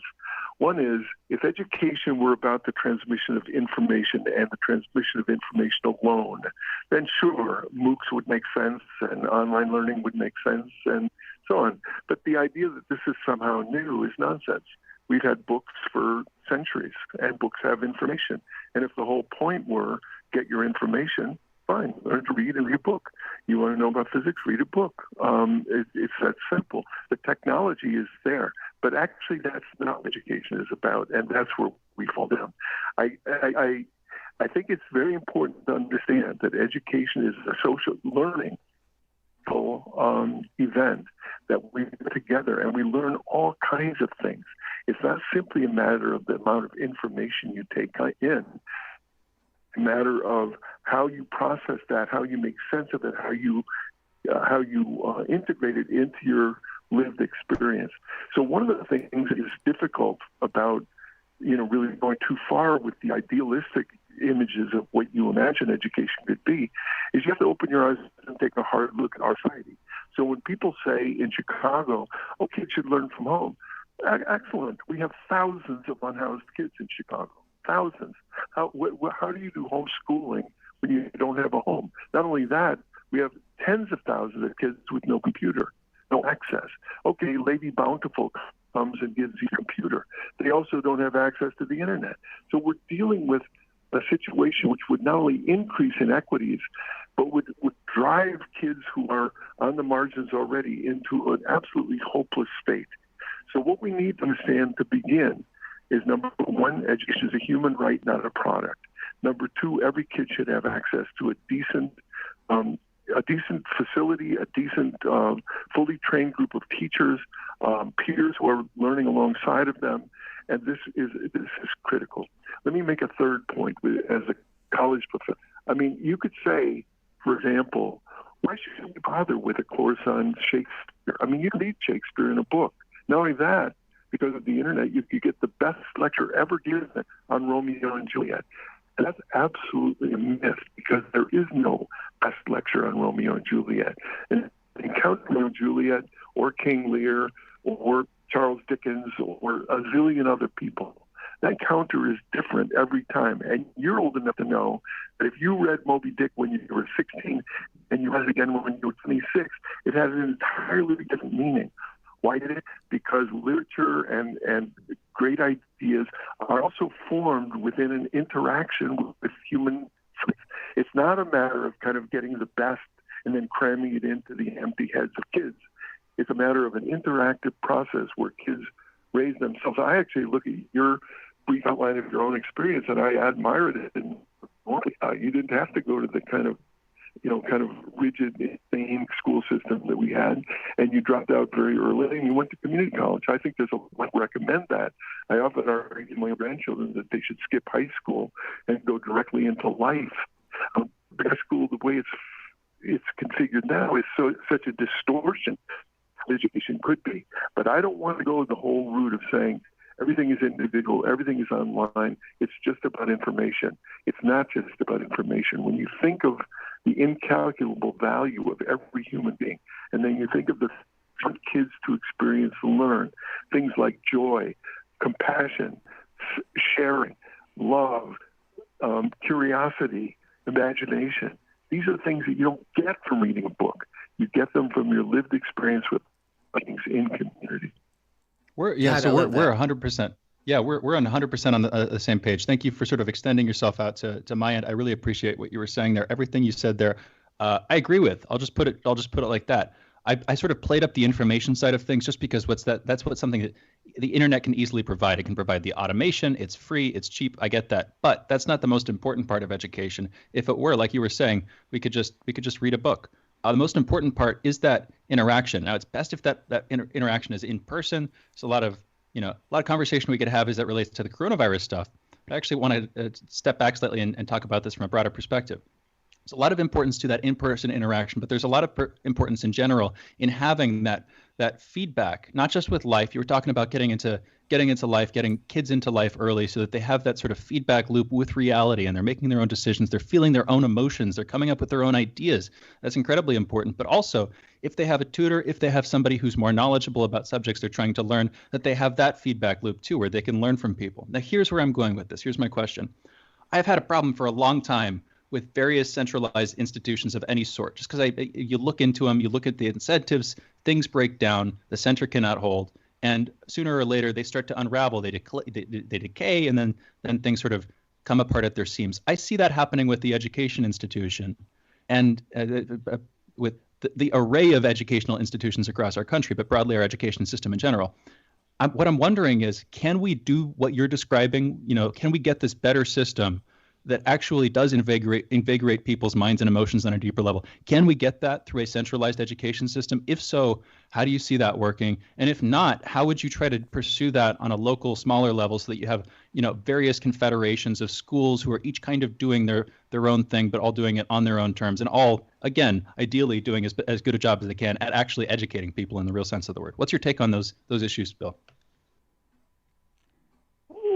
Well, I'm not actually in favor of centralized or decentralized. I think you need both. I think you need the resources to be equitable and fair. You need the resources to be centralized in some sense, but you also need decentralized decision making. You need decision making and assessment and curriculum developed at the local level. I'll tell you something, we don't have a lot of time, but I'll tell you one thing you might find very interesting just from hearing you talk. John Dewey, who was a great philosopher of education at the turn of the century, wrote a piece in 1934, an op-ed in the New York Times, and it was called Utopian Schools. Tiny little essay. And the conceit of the essay was that he visited Utopia, and he wanted to see what the schools were like in Utopia. And what he discovered was the most utopian thing about Utopia, about schools in Utopia, was there were no schools. And why was that? Because kids were integrated into the real life of the community from early on, and they had lots of opportunity to be apprentices, they had lots of opportunity to be interns, they had lots of opportunities to help out, and when they developed an interest, they would organize classes to take that interest much further. Now that's very in line with what you're talking about. It's decentralized to some extent, but there are aspects of centralization that make sense. I agree with you that the bureaucratization of any institution is a catastrophe. And bureaucracy, as you know, is ruled by no one. And that's what makes it so tenacious and so destructive. So no, I'm not for a big bureaucracy, but I am for fairness and equity for kids. And you cannot say our policy for children and our policy for schools is choose the right parents. That can't be our policy, because you didn't choose your parents and I didn't choose mine. We are all thrust into a going world, and we have to make our way as best we can. But if you're thrust into a going world and you have a teenage mom who's got a problem with drugs and so on, you can't say, well, that kid's screwed. Who cares? The public policy has to say, we care about that kid. That kid is as sacred as you are and as I am. And we need to take care of that as a society, as a community. Don't think Bill, my parents is when policy. Shane was... Oh, I'm sorry. No, I'm sorry. There was a slight break, and I wasn't sure if it was the deviation. I apologize. When Shane was talking, I was writing down poverty, because my thought is the same as yours. That basically, it's like the idealistic school thing. It works, but the problem becomes, it's like, well, if somebody is poor, then some of those kids actually use school to eat. Which kind of undermines the idea of having the idealistic school, even though, like you say, that would be the ideal.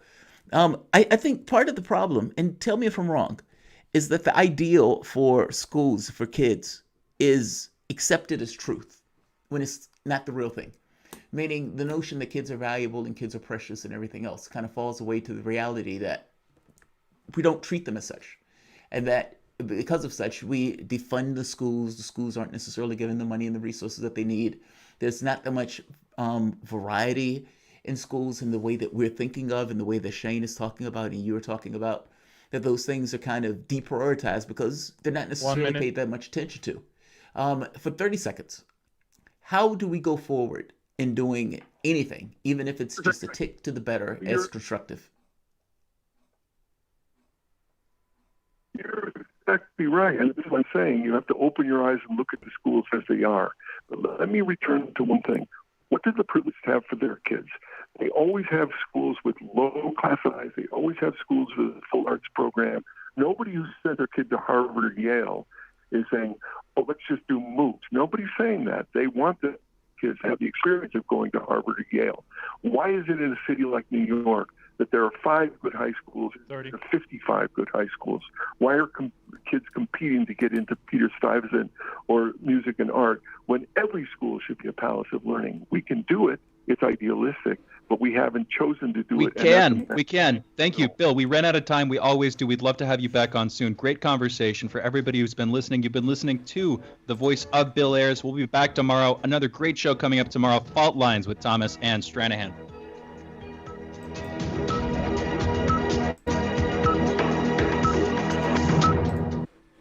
Guys, as always, thank you for joining us. Fault Lines, Thomas and Stranahan. Good spirited show today. I love the show for today. I can't even pinpoint what was going on. I think the thing was the conversation. I think in twofold: the conversation on school, the conversation on the statues, not the statues. I'm sorry, on the Civil War reenactments, and the back and forth. I think it was Rod on the whole thing of human nature. I'm fascinated about those conversations. Look, any conversation on human nature boils down and gets to the nitty-gritty that there is no such thing as human nature without the environment. None. There is no human being that is floating in the vacuum of space that just is kind of there. There's always something interacting with that person that's making that person one way or the other in regards to setting up the incentives that the person is being guided by. Yes, that person can form ideologies and all that other stuff, but even those are tethered to that environment in and of itself. So if we're having a conversation on human nature, you have to posit an environment that fosters cooperative aspects of human nature as opposed to destructive. And in that particular society, is it possible to have a human society where this notion of prisons are an oddity? Yeah, human beings can be violent. We know that. The entirety of human history gets that across bukus.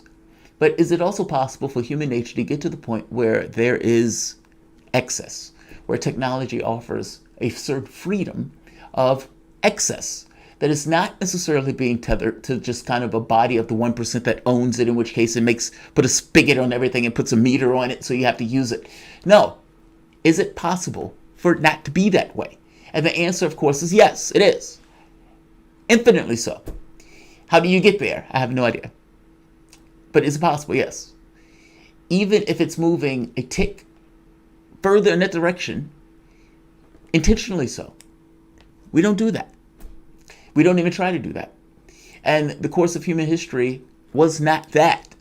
And so it's difficult to even posit something in those terms. But is it possible? Yeah. You can't even come up with a concept of Star Trek without coming up with the idea that, yes, it is indeed possible to have a different value set that pushes people towards a cooperative nature as opposed to an uncooperative one.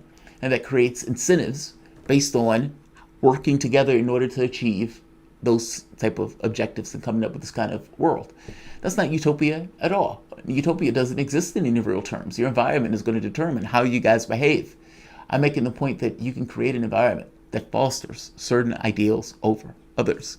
And that the moment that you create the thing of technology where basically any and all things can be supplied for the that the people need, then you're on your path. Whether you take it or not is secondary. And whether people will be in charge that will feel like they would lose out something in taking that path. And losing out only in the context of a balance in regards to the way that people have access to economic needs. Yes, it's doable. Will we be there tomorrow? No. Doesn't mean it won't happen. I'm thinking of this in terms of the slave talk to the other slave saying, yeah, there'll never be, we'll never, this is the only way things would ever be. The only constant in that is that things change. Sometimes for the worse, sometimes for the better, sometimes they get into an aggregation of energy that actually works itself into a way that ends up in interesting places. I would say over the arc of time, one of the things that has remained true is that it does move indeed towards this notion of some level of equality. Does that mean that that won't necessarily change at some point? Will we end up in this kind of fascistic, nether dystopian planetary? It could be, yes. Could it also be that we exceed into something more evolved? The answer is also yes. Like, share, subscribe. I will see you guys a little bit later today. Megazog, thanks for taking my call. Of course I was taking your call. I love that call. I think that call is awesome. I even wrote down, I was like, get back to that conversation at 9 o'clock. No, dude, thank you for the call. Thank you for the support. Like, share, and of course, subscribe.